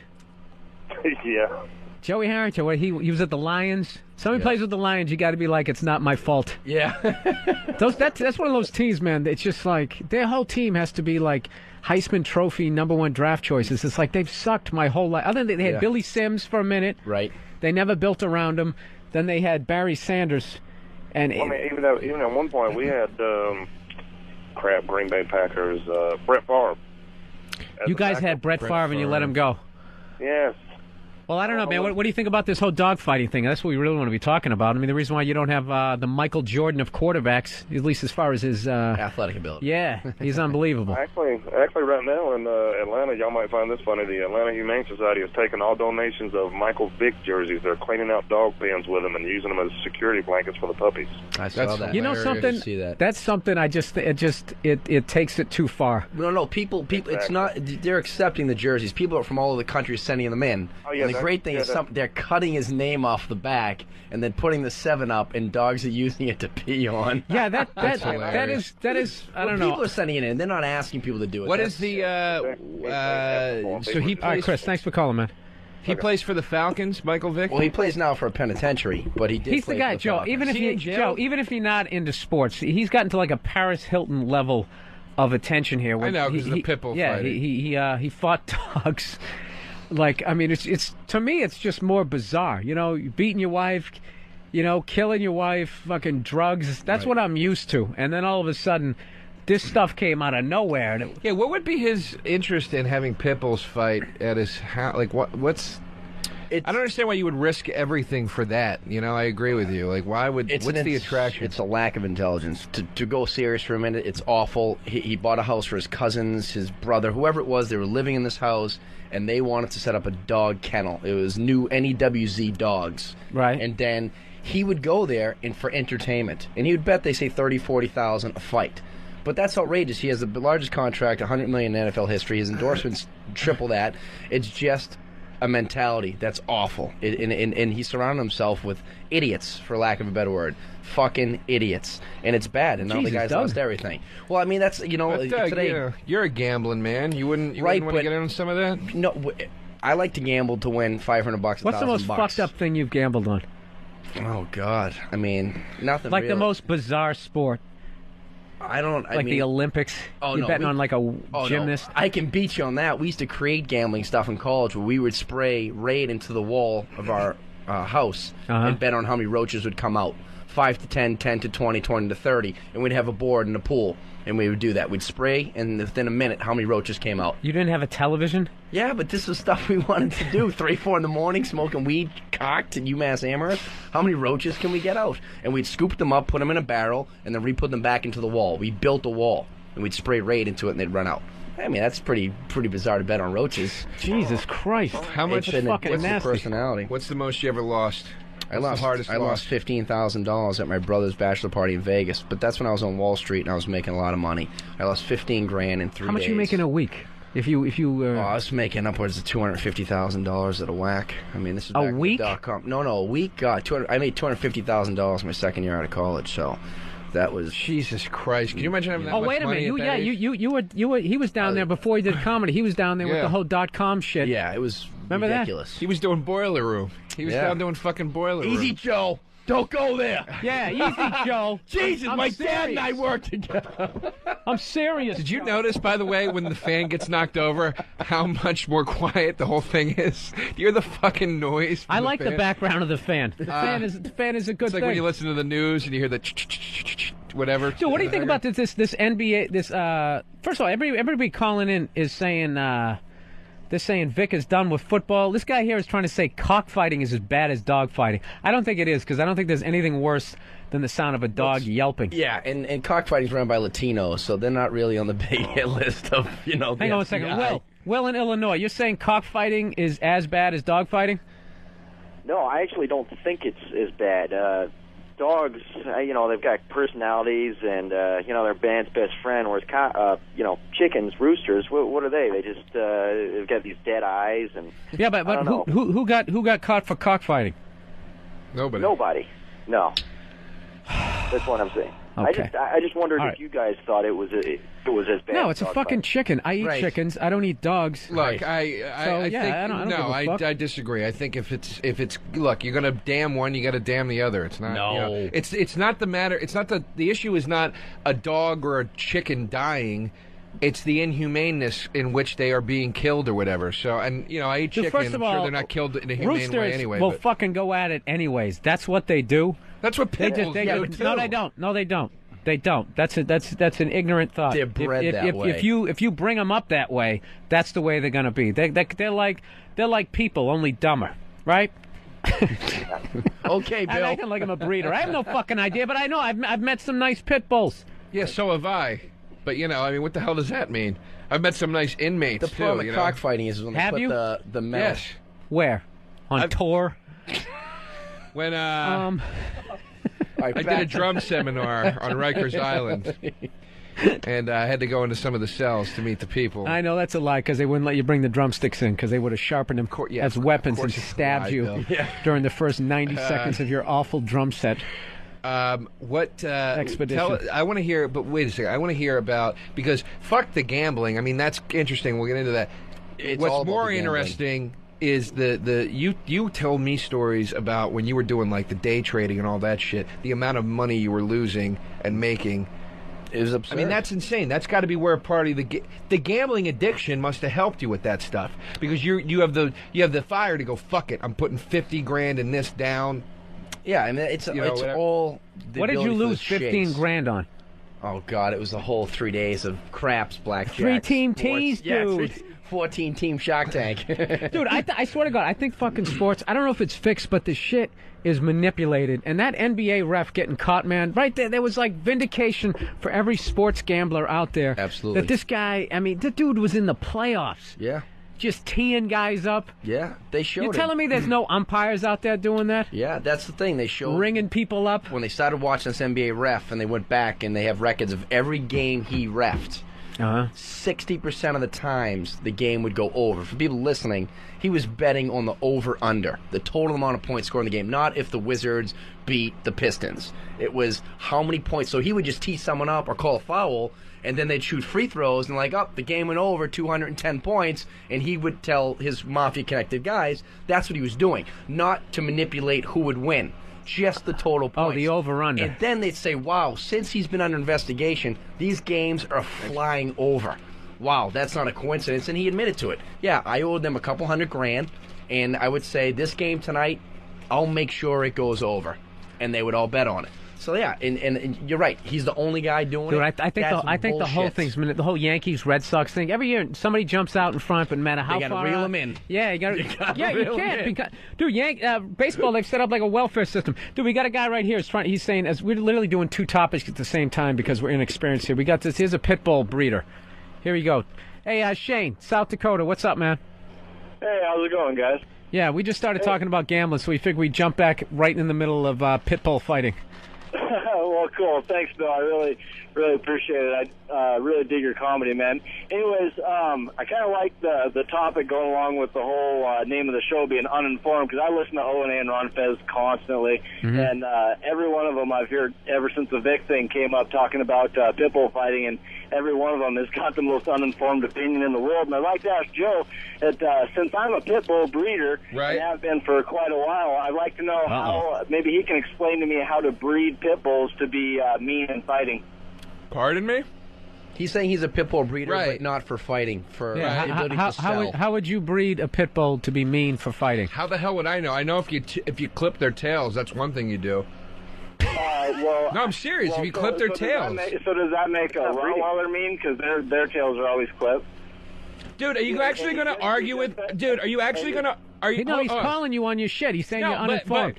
Yeah, on my shit. Are you actually going to call me on the fact that there have been more fucking pit bull attacks than any other dog in history? Are you actually going to act like I made that up? Yeah, actually, there are more German Shepherd bitings. Oh, bastard! Shit! Damn! Oh, shit! Where's this? Well, this guy doesn't have a conflict of interest. Man. This guy doesn't have a conflict of interest to stick up for pit bulls, does he? He's a fucking pit bull breeder. You're going to act like there's not stories in the paper every fucking year about a pit bull attacking somebody? For those of the people listening, Joe has M&Ms in his mouth. That's why he sounds... all of a sudden like he's 60. So, Shane, what is your point? You're Get this guy on the line. No, I'm talking to him. You're kind of yelling at him, Joe. What is? But I'm serious. Like, what is your point? You're acting like I have no basis to say that pit bulls can be violent fucking animals. Well, you're right. They can be just like any other type of animal out there. But I love it when people like you have a microphone to talk into, and you read something in a newspaper and you perpetuate the idea that these are such horrible dogs, and they have this. You're right, dude. Because I had a poodle, and that thing was a son of a bitch, man. I'll tell you. Attribute to fucking attack, and you just said it a minute ago that they could. To fight. That what? Okay, no, you're starting to cut out. All right, Shane. Thanks for calling in. Said a minute ago. Dude, he's made his point, man. We're just going to go fucking around and around in a circle here. I'm going to tell you something, though, Joe. We had a West Highland Terrier when I was a kid. Who's ever heard of those things fucking attacking him? Anybody. But we teased the shit out of this dog. We used to play the glove game. Hang on a sec. Exactly, Joe. And that's what they do with these pit bulls. If you have a pit bull and you treat it nice, what he's saying is the fucking thing is cool. But the last dog, but I will say the last dog you want to turn into a fucking mean son of a bitch is a pit bull. Right. Let me tell you something. My cousin's ex-husband... Why don't you finish your fucking M&Ms? My cousin's ex-husband also raised pit bulls. He had several, okay? And he told me a bunch of shit about pit bulls. One thing being, you don't clip their fucking tails. When you clip their tails... when you see a pit bull with its tail clipped, that's a sign of a pit bull being bred for fighting. So I mean, so this guy is a breeder. I know a breeder. I mean, there's my word against his. It's like No, he is a breeder, and you know a breeder. So I mean, if this was the military, he's a lieutenant. You're a sergeant. Well, he says he's a breeder. You say you know a breeder. And you're eating M&Ms. You got a big bag of yellow M&Ms. And I'm your friend, and I'm your partner. Joke, they came with the industrial size. Like, what is it, fucking Halloween? You be handing that It shit is close. out. It's coming up. Yeah, and the thing is, to get back with Michael Vick and the dog fighting out, this was announced yesterday or today, they're going to have to destroy the rest of the dogs. They have like 100 dogs or 50, whatever the dogs are, because they're so... Good, because they're evil fucking creatures. Right, because they saw the equipment and all the... Wow. They're evil, no good dogs. They should all be destroyed. Jesus, hope no one knows the address of this place. You're going to piss some people off in the Bronx. They're going to come down I thought you said you didn't give a shit about dog fighting. I don't. I don't. You I don't. got angry at that guy for acting like I was some kind of asshole for thinking that pit bulls He didn't say you were an asshole, can Joe. be He violent. just merely said No. that you were uninformed. He had his condescending... I'd like to ask Joe, well, if that did... I know what he was doing.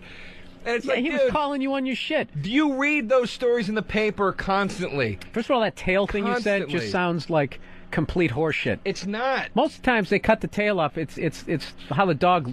It looks better. You know what I mean? Not, dude. No, they do. It's kind of like, Bill, it's it's not. like giving it like a crew cut. God's created this tail. We're It's going to part take it away. But I mean, it's like you don't... No, he's making it seem like it's the UFC. Like you cut the tail off because that's shaving your head. You know what I mean? I just love the fact you go tail. I'm waiting for you to go, yeah, they shock them in the balls with electricity. Dude, you should have seen this shit on drowned HBO. them. On HBO, they would steal people's like little fucking nice lap dogs, and they would duct tape their mouth shut, and they would teach these things how to kill. Dude, it was insane. It was insane. I like the fact that they steal them. Can I bet on that? I want to bet on poodle fighting. The big animal lover. Dude, it was brutal. They're like chaining them up to fucking radiators. Because God knows, if you get chained up to something, 9 times out of 10, it's a fucking radiator. In a basement. A Brooklyn basement. No, I'm saying they used to fuck. They tie these fucking things up, and they couldn't even fight back, and they just teach them how to kill each other. The one dog how to kill the other fucking dog. What kind I of gotta dog admit, was when I this? watched the clips, what kind of dog was this again? what kind of dog was what? That you're talking about right now. That they would catch Yeah. just mutts. One was a bulldog. That sounds like... Dude, it was awful. They would cut, then some of them would actually live, and they would limp home, and then their owners. Dude, I'm really not trying to be funny here, but They their would owners limp home. They're trying to Like get back. salmon finding their way back. Trying to get Jesus Christ, Doug. That sounds like bum fighting. This was one of the saddest things I ever saw, man. It sounds hilarious right now. Dude, it wasn't. It was sad, man. These things would limping home. Anybody They were, arranging one a of them fight just tonight, like call us. was completely missing a leg. Like they had to get rid of his leg. Now he's got like a 3-legged dog. So every time he sees him hopping across the living room, he just remembers. He's reminded. My friend's dog, He when can never move on. When we were kids, used to eat golf balls. That's why I don't feel bad about dog Used fighting. to eat golf balls? This fucking thing. Joe, would you're eat eating a golf bag balls of fucking M&Ms. and digest So them. if somebody chained you to a radiator and had a fucking pit bull come in here and rip your jugular out, that should be funny. I'm going to sit there and be like, well, you know what? I saw Joe eating a big yellow bag, What Halloween does that got to do with the size. golf balls thing? Because He skipped it. Because you're judging the fucking dog. Dogs are stupid because one of them ate a golf ball. You're like racist. No, with I dogs. was saying that's how much of an animal a fucking dog is, that it can digest a golf ball. Try eating a golf ball. that's what you're saying. Yeah, I'm saying they're fucking visceral fucking beings, man. That's all I'm trying to So say. because Is that the wrong yeah, word? what is that? That's SAT prep, brother. I don't know if I misused that. I think I used it correctly, though. I don't think you used it If right. anybody knows what visceral means, call in, please, and tell us. Oh, this guy goes to a Mexican restaurant that has cockfighting. I want to go. I want to go. Hey, I'd love to go. Marshall, are you calling from Marshall, Texas, or your name is Marshall and you're in Texas? My name's Marshall. It's a Texas name. Oh, okay, man. And you said there's a Mexican restaurant down there that has cockfighting? Yeah, it's actually in Juarez, right across from El Paso. And first time I went there, the whole thing is circular, and there's this like pit in the middle, and I didn't put 2 and 2 together. So I'm sitting there with my Mexican girlfriend or whatever. And I'm not. And did you just like order a quesadilla, and all of a sudden you notice this fight ring over to the left? Well, they had a 50 Mexicans with bills you don't recognize screaming. Somebody hands him a betting slip. Can I have the menu? This is a betting slip, sir. Yeah, no, I ordered the chicken. No, they had this like a buffet. Yeah, I know. Well, you guys are the pros. No, I liked it. I enjoyed it. But yeah, they had this buffet table. And, yeah, we're sitting there, and I'm eating this meat and shit, and then all of a sudden, these trumpets start playing and shit, and these guys are like carrying their roosters down to this pit right in the middle. We're like, and you had no idea up to this point. You just thought you were gonna, have a nice quiet dinner with your girlfriend. How did they do it out in the open like that? I thought it was illegal. I thought it was always like in a basement with like guys in those wife beater T-shirts holding the fucking. God, Texas. Christopher Walken's playing Russian roulette in the corner. We're talking about a country where you can watch donkeys fuck 14-year-olds. This is not exactly. Well, so wait a minute. Oh, you were in Mexico. I'm sorry. I thought you were in Texas. He said across from El Paso, Texas. Okay. He crossed over and left his livelihood behind him. Chipotle or Chipotle. Yeah, Chick-fil-A. Cockfighting at Chick-fil-A. Well, Texas, they got that fucking attitude the second you come in, that not in Texas. Yeah, we're not Southerners, we're Texans. Like, then beat it. Yeah, but I lived there for a year. So wait a minute, did you bet on that shit? No, there wasn't any betting, but that shit's bloody as hell, man. They have razors on their feet, and there's blood going everywhere, and in between rounds. First of all, the whole fight lasts maybe 10 minutes, but in between rounds, they're whispering in their ears, and they're blowing air through the cuts that the other rooster made to keep their lungs inflated long enough to keep fighting. And you're sitting there watching this gory shit. Wait a minute, he's giving CPR. He's giving CPR to and this shit is a restaurant? It is a restaurant. Mexico. You know what? I just became in favor of the fucking wall. Between you, I mean, what the fuck kind of people are this? Take it easy, will you? You guys need to do this full time. Maybe that's why they're leaving. No, those are the smart people. I can't take it anymore. I just want to go out. I want to get a taco. But I heard that. I heard that before. I heard that before about the razor blades on the feet. Oh yeah, I've seen it. It's just as brutal. By the way, visceral means dealing with crude or elemental emotions. I was kind of way off. Yeah. Well, dogs would be dealing with crude elemental emotions. I just wasn't using visceral in the right sentence about a dog.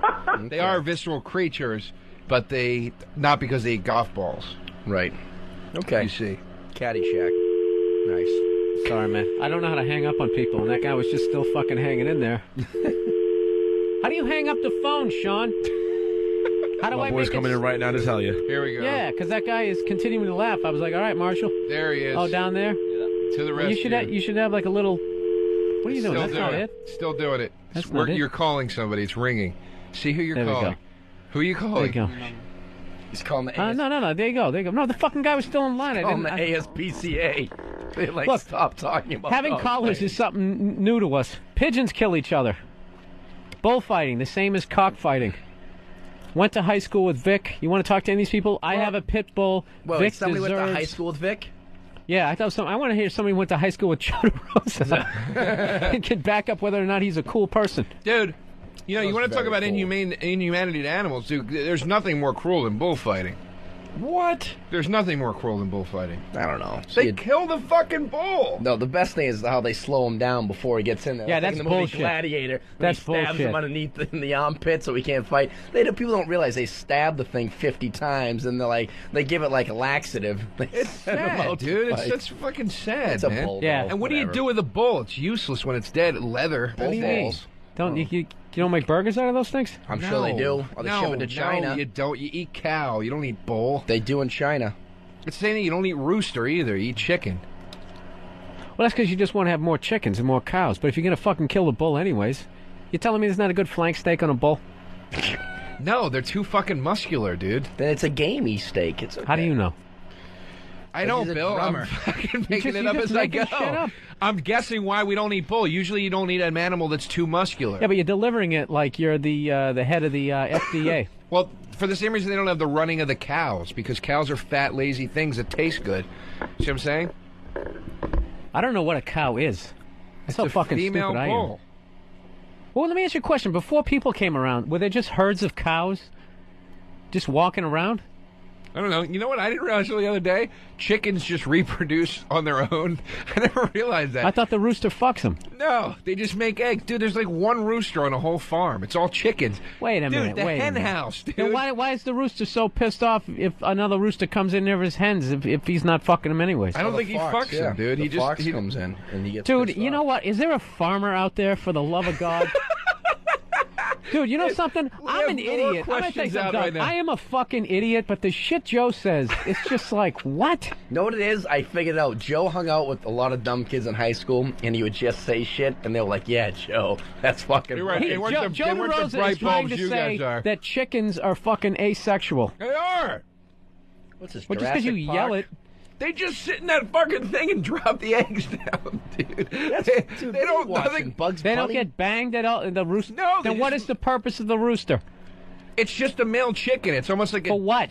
It's almost like a defect. Do you know what I mean? Like male chickens are very rare. Sounds like the Oprah Winfrey You're show. digging a hole, brother. What do you mean they just... No, think just have the him keep rooster- talking. Its purpose is to go cock-a-doodle fucking do.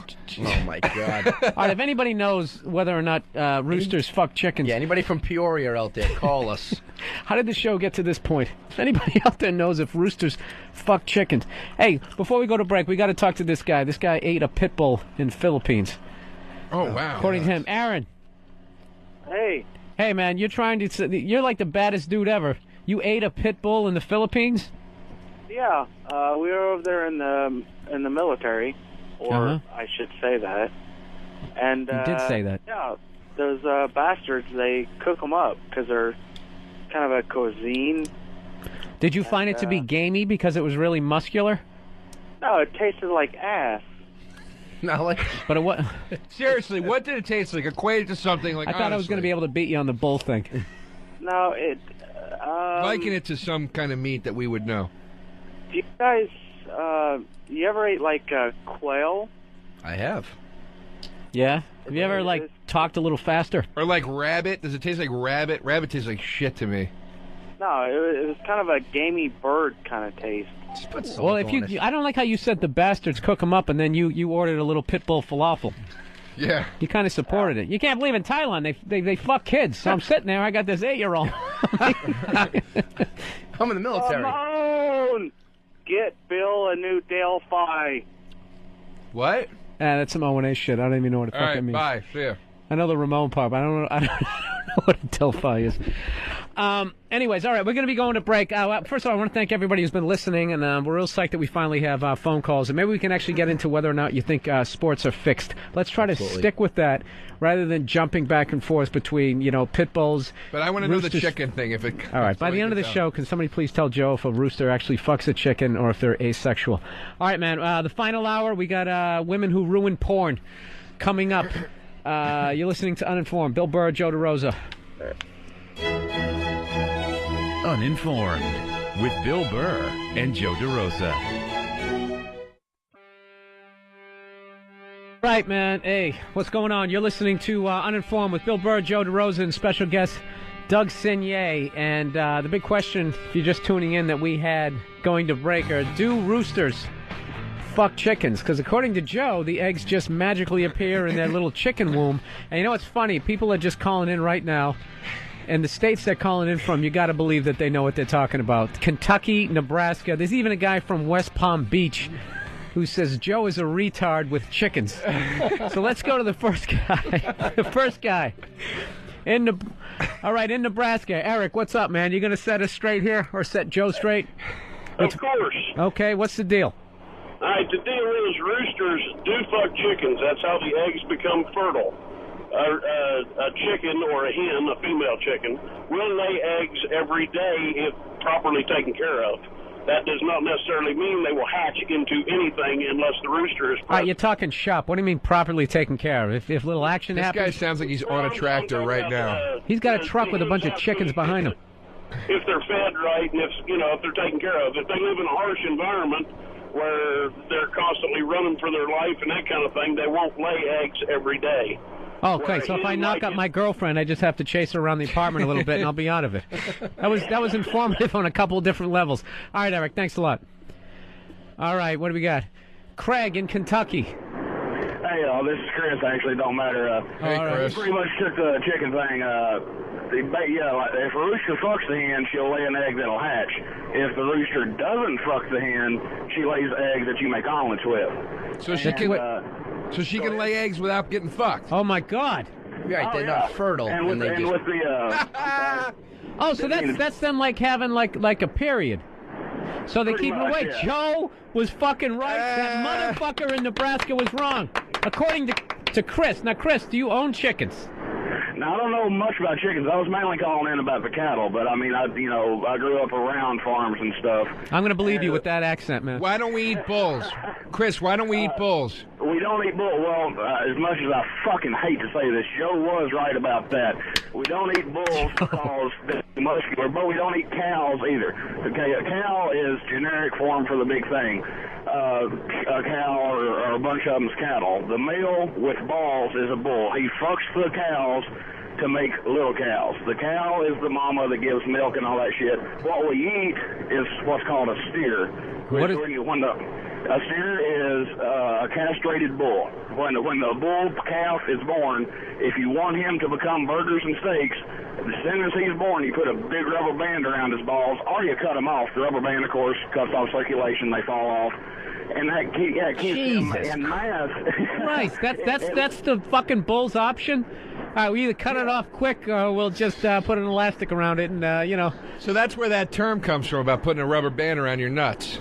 Yeah, exactly. Okay. I do that for stamina. And unless you got any more questions, that's I got one more. This guy's about as useless as tits on a boar. What does that mean? Bull. Bull. On a bull. Oh, Jesus, Billy. Because it's a male animal, Bill. If it had tits, they'd be useless. It's a male. Yeah. Well, what about what about pigs who were into fucking transvestites? It's not pigs, Bill. It's tits on a bull. On a bull. Oh, okay.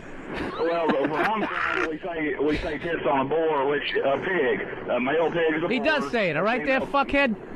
Oh, I'm sorry. It's the same thing. It's do you want to talk about cattle or do you want Dude, to you talk are the about most informed son of a bitch we've ever had on this show. I swear to God. Bring up another animal. Let's see what else this guy knows. Pit bulls. What do you think of pit bulls? Do snakes have sex? I always wanted to know that. Yeah, they do have sex. You know, the Discovery Channel? Ask them something harder. What's the difference between... I didn't know, you didn't know chickens had sex. Fuck off. What do you mean I did? They do fucking have sex. We were both right.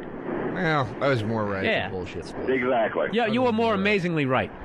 Thank you. If that means anything. All right, Chris, you got to fucking call in next time we do this show, man. You are just full of information. And we've done no background research on you, but we're still going to take you at face value that you know what the fuck you're talking about. Thank you, Chris. Jesus Christ, Joe. You know what? You had a brutal second hour, and you're starting off the top of the hour. I mean, what was that? Was that 3? He went 3 for 3. Yeah. Maybe I was right about a few things in the second hour that you guys trashed me about, and nobody can prove. Oh, shit. He's or talking take my shit back. about Drummond again. It is. It's going back to high school. John Henry DeRosa. Dazed and Mother confused. Dick. You know what's funny? During the break, I apologize to the last people who had to listen to Joe munch on his fucking M&Ms. And this was kind of what kind of out-of-shape shithead Joe DeRosa is. He is eating, eat a bag of M&Ms. People do that shit. He has, I got to tell you the weight of this fucking bag of M&Ms. Net weight, 14 ounces. Do you know how much that is, doesn't Bill? mean anything to me. It's almost a pound. Well, you know what it is? It's 396.9 grams. I do know that. Okay. This is like a fucking kilo. Look at the saturated fat content. This is the Tony Montana. I didn't eat the whole bag. I ate fucking You were 10. on your fucking way. I ate 10 of them, Bill. You were on your way, fucking during the break. Broadcasting I 101. apologize, too, that I was eating M&Ms and chewing. That was unprofessional of me, but I will not apologize for the fact that Billy is a fucking Sally when it comes to fast food and junk food. And that's why you're moving to L.A., because, you want to go out there and get some because there's no healthy places to eat here. Sprouts and all Billy, those the things. good thing would be to follow up again. He goes, I'm sorry for chewing them. If he could swallow them whole like the golf ball, like a pit bull. We can fight Joe. Right, and if he could shit out the whole M&M, he would be a cock bullfighting motherfucker. I'll fight a pit bull. I would love First to of all, see Joe, that. if you want to know why your body is in the shape it is, total fat content 17%, saturated fat 23%. The total fat is 17. Somehow the saturated fat is even higher. I'm That's not how out of shape. fucking I'm not that out of shape. And how many M&Ms Joe, is that? It says per serving. How many you're M&Ms? talking like I'm a fat guy. I'm not fat. Joe, you know what it is? You're that non-committal, awful, middle fucking of the road body. I'm skinny fat. Yeah, you can't tell if you're on your way to obesity or you're making a big comeback. Like if you got a high school reunion coming up, or somebody just dumped you. You know what, Bill? One of the I'll tell you what I am. A couple lines, you'll get a six-pack. I'll tell you what I am. I'm fucking happy is what I am. I eat things that I enjoy. I put things into my body that I enjoy, and I enjoy myself. You know, Joe came over to my house in this beautiful kitchen that he's going to be cooking in. And we... and I made you a hell of a meal. Okay, absolutely, shithead. I made you a bunch of meals. You make me one meal, all of a sudden... Nia made me a bunch of meals. Hey, who do you think bought those steaks? Huh? Who do you think bought those steaks? Listen to this shit. This is what a fucking animal Joe DeRosa is. We fucking, I don't know what the fuck we made, but you know the gristle? Yeah, of course. He eats that shit. No. Yeah. That's like, oh my God. Like John Candy in that fucking boat trip. When I was a little kid, do you remember B&M Summer baked rental? beans? What was do you it? remember B&M baked beans? Did you have those as a kid growing up? Yeah. B&M, the red can, Yeah. half red, half blue, and you open it up Right. and you pour it in. They had that big fucking thing of lard. Yeah. To taste. My dad, if we touched that, would stab us with his fork. That was his thing. And sometimes he would get drunk and open up a can of beans and just sift through it and eat that thing of lard, then throw the beans away. That's disgusting. I can't. Yeah, I that's grist fucking off the Joe. bones, that dude. you eat. If you gave 'Cause Joe, I am if the you king gave of the Joan, beast, and I will consume. I would eat the fucking bones if I knew they wouldn't splinter out my stomach. I swear to God. dude, everything. He's eating chicken, every fucking animal you can think of, and it's I like I he doesn't sucked marrow stop. out of bones He d- before. Yeah, dude. What's you're with like, eating the fat, Out of though? veal bones, I sucked dude, marrow it's out like of eating with the fucking Lost Boys. Dude, I mean, Joe's hanging upside down in Billy's. Nothing better than a piece dude, of I mean, fat on the him steak. eating buffalo wings is one of the most it's animalistic, man. Why It's is fucking it- brutal. And meanwhile, you eat them. Were you ever chained to a radiator, Joe? You eat them like in a fucking civilized person. No, you eat them like this. You take these little bites, like you're biting those fucking candy buttons off of that toilet paper strip when you're kids. And you got enough meat Which left is in the your worst fucking gift. plate to make a fucking chicken salad, dude. Joe, I you're eat the you're shit. eating the fucking patella, Yep.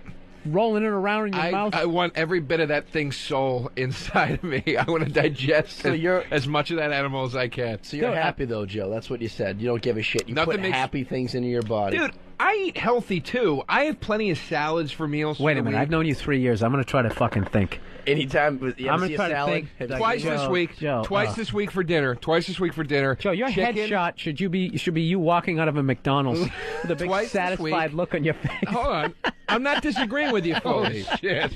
I'm not disagreeing with you fully. But twice this week I ate McDonald's, but also twice this week I ate baked chicken, baked potato, and asparagus. So Covered with I mayonnaise, balance it sour out. cream, and No, I balance it out, man.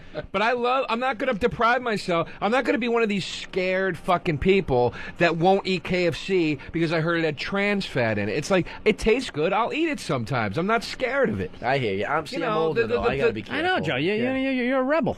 I'm not a rebel, but You I got- mean, it's you just got a the- motorcycle it's jacket on. It's the fear, dude. Dude, I'm not saying I don't eat candy, but when I eat candy, I don't get the fucking. You could open a movie theater with I this gave shit. I gave the producer $1. I go, get me some M&Ms. He brought me that bag. I ate He some did of not them. spend $1. That is not $1 worth of I candy. gave him $1. Let's That get is- him in here. that's a fucking Come on in and get on the mic. Did I ask for the big bag? I like the fact that he's on Travis, the get in radio here. and he goes, "Get me something crunchy." Travis, did I say get me the giant bag? Did he say get me something crunchy? Give me M&M's. Thank you. Okay. Well, you know what? couldn't I've have seen many the did way I- you've eaten. And you ate some of them, you fucking Southie cocksucker. I jogged 4 miles today. I work First of out all, you know all what? the You know what, time. Doug? I always work out. He does. He works out. I go work to. out. You ever been to I a have gym, to. Joe? Have you he ever works out been his to a fucking gym? wrist on the Wait a crafts minute. table. That's what he Wait a fucking minute. works out. Wait a second. God, he's starting to bash me about gambling. Let's get into it. Wait a second. Have you ever gone to a gym? Yes. And what did you do? It was the worst experience of my life. I try not to remember it. Okay, wait a second. We got to talk. What happened? Did you go wait? I hate it. It's awful. It's the worst thing ever. It's the most brainless, fucking repetitive. No, eating M&Ms is unfulfilling- just a fucking spiritual I'm hungry, experience, isn't Bill. it? It's a snack. I don't. M&Ms are not a snack. That's What- something. what are they, a fat meal, people- Bill? That's something that fat people. It's a snack. That's what I mean. Dude, what are you Bill, on your fucking period? Bill, that's what I mean. That's what I fucking mean about that. It's like you're so the fact afraid. that you're standing up. The fact You're that you're standing so- up does not fucking bug me. You're so afraid of Look at this man's putting, tits. They're already starting to fucking protrude. You're so You're so afraid of putting anything like that into your body ever. I'm not. The day you start going to the was hungry. I gym. wanted a snack, so I had a snack. What else are you supposed to eat in M&Ms? What are you Dude, if supposed to I'm do? hungry, I have a fucking sandwich. Right. When you start taking a shit and you can't see a cock, you're going to stop So if eating I ate a M&Ms. fucking sub with mayo on it, you wouldn't have made fun of me. When Joe takes a shit, it's every color of the rainbow. It's all these M&M shells coming out of his fucking ass, and there's a big piece of You gristle. fucking bullshit artist. You did that fucking harebrained. You're the opposite of the spectrum. Billy did that fucking horseshit thing where you drink lemon juice and paprika and nothing called a else fast. for 10 days. It's called moronic. Oh, really? Eat food. You're a fucking human being. Okay? And what is that based on? You think the fucking cavemen did that? I gotta have a little lemon juice, paprika. You know what? I don't know if they did, but I know they didn't talk like that. Yeah. All right, their fucking quest for fire. I'm doing why don't you sit back down, Joe? Yeah, for first of those all, listening, I'm a Joe's decade up. older than you, and I'm in much better shape. So you really don't have a fucking argument. Well, Huh? You want to do fucking push-ups after the fucking after the drum off, dude? I will beat you in 7 different categories next show. Maybe when I'm 48, I'll be in good shape too. You know, but I mean, right now I'm having fun. I'm a young guy. I got a high metabolism. I can get away with this shit. I'm Hey, it's not enjoying. that it. Do you think he's getting away with it? I don't think he is. Look at to be Doug. honest. You look younger than Joe. No, Yeah. I'm absolutely. Joe, you look getting like you just got out of a failed marriage. Okay. Well, He's on his way to a cockfight. He's got a bunch of money on I'm him. getting Joe, away with it. I'm not saying. Joe, you get away with shit because of your fucking personality. Jesus Christ, Joe, I'm gonna tell you right now. Personality gets you Doug, away do you know how with much I everything. should weigh? Do you have any idea what I should weigh? I don't. Versus what I do weigh? I should probably weigh 175. I'm 178, No, 79. I'm It's not how saying. you look, though. I'm not saying should. I'm saying. What are you, 6 feet tall? Joe, No, your I'm whole saying body. hypothetically Joe. what I should weigh with the way I eat. Oh, I don't know. How tall are you? How tall are The you? inside of your body probably looks like a sweater that's been in the dryer for 2 years, though. It's not healthy looking. No, you know what it is? Joe is all gristle. If Joe could eat himself, he could die. He'd What's just wrong be- with the way I look? Huh? Chicks like me. Always got a chick. Okay, man. There you go. They're attractive. I'm always getting compliments. I look Dude, nice. I I'm mean, dressed. Someday you're there's- going to wake up and that Joe, shit's first going to of all, stop. Joe, That's what guys sucks. don't walk around in bikinis. They're not into looks. You're making a little bit of money. You've been on the boob tube over there, and you're in the game. You go on stage. You're dancing around. How do I up look there, bad right now? Doing your How musical do I look shit. bad right now? Jesus, Joe, are you gonna be a fucking taking everything serious cunt the whole on. fucking show? I'm asking you to back up your Joe, argument. you're sitting here with 2 other guys, and you're eating a big bag of fucking And M&Ms. so is this fuck. He was eating them too. Why don't you give him shit? Because he fuck wasn't is eating them Singh. on the mic. Yes, he was. It's not my fucking show. But you know what? He's never going to raise his voice like that, Joe, and that's what makes this show. Because Is I'm you a fucking man. and putting I'm your me. eyebrows up, going. Because I'm me. I'm me. I embrace my Snickers. feminine side as well as my masculine side. Where is your feminine side? His You're hands. hearing it. You're hearing his it. hands, his big piano-playing hands. Wow, those are beautiful. Joe was actually a hand model. A lot of people don't know that. When he was hand and foot model. Yeah, when he was 5 years old, he used to do oil of Olay. At the church bazaar. This is the deacon's son. Come on, buy these fucking clothes. Joe, you're getting. I don't know. You're really fucking. You don't sound like a guy who just hooked up with a great apartment, man. You're seeing. I don't know what's going on with him. You're just really sensitive this whole show. It's me, Joe. You've been a bit of a cunt. I'm not being really sensitive. You're fucking with me. I'm fucking with you back. But when I fuck with you back, you take it as me being defensive. Can we play back the audio from the last hour when he's just like, "I'm serious." Dude, I'm fucking I serious. was serious. It's over. No, I'm fucking serious. The thing about my dad, I was serious about. You can't. Well, I say didn't was being realize a you cunt weren't because about you weren't this. standing up. Because you stood up too. Yeah, but I do it in a fucking manly way. I don't you? stand up with a bag of fucking treats. Do you? You took my treats away from you. Is that manly, Bill? You I do took that to them all your away. buddies? You take their treats away? No, I had to read how much these fucking thing weigh, and you exposed that I didn't know what it meant. It was Yeah. a nice little fucking moment. It was. We're still having nice moments. And the producers of the show go, Dude. it sounded great when you were chomping on the peanuts. Hey, dude, you actually, speaking Don't of read that. speaking of gyms, dude, this is fucking hilarious. I know All it right. has to do with the gym, so you don't Oh, like okay, it. Okay. It says on the cover of the post today, they had something called Gym Rage, and you know those spin classes. Joe, I'm sure you've I don't know, you've walked by a gym and maybe looked in the glass. I'm aware with the spin classes. Yeah, dude. are. First of all, they're horrific. So evidently there was some hedge fund guy on these spin bikes, and he was grunting the whole class. And some dude was telling him to shut the fuck up, and he didn't. And he picked the dude and his bike up and threw him against the wall. Yeah, he fucking. This is what they say. He grunted a lot. Admittedly, he war whooped. He hollered, "Great song," and "You go, girl." his lawyer's defense was, "My client was in what's called the zone." Oh, what, the Venus William grunt zone? I don't know what he was doing, right? So this guy said, at first it escalated. At first he said, "Shut up." Then it escalated to "Shut the fuck up." Then the broker allegedly issued the final ultimatum: "If you don't shut the fuck up, I'm getting off my bike." And the hedge fund guy said, "Stop being a baby." And this dude came over, just picked him up and his whole fucking bike. Right. Well, the great thing is, him against the great fucking thing is wall. we got a hedge fund guy and a broker, so I don't go to that gym. No, the best part is the guy said he has have discs of a cadaver, 6 of them in his neck.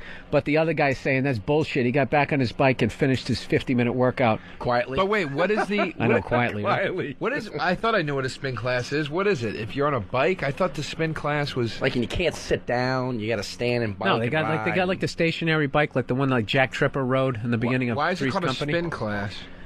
I have no idea, Joe. No idea. It's something that, like, I don't know.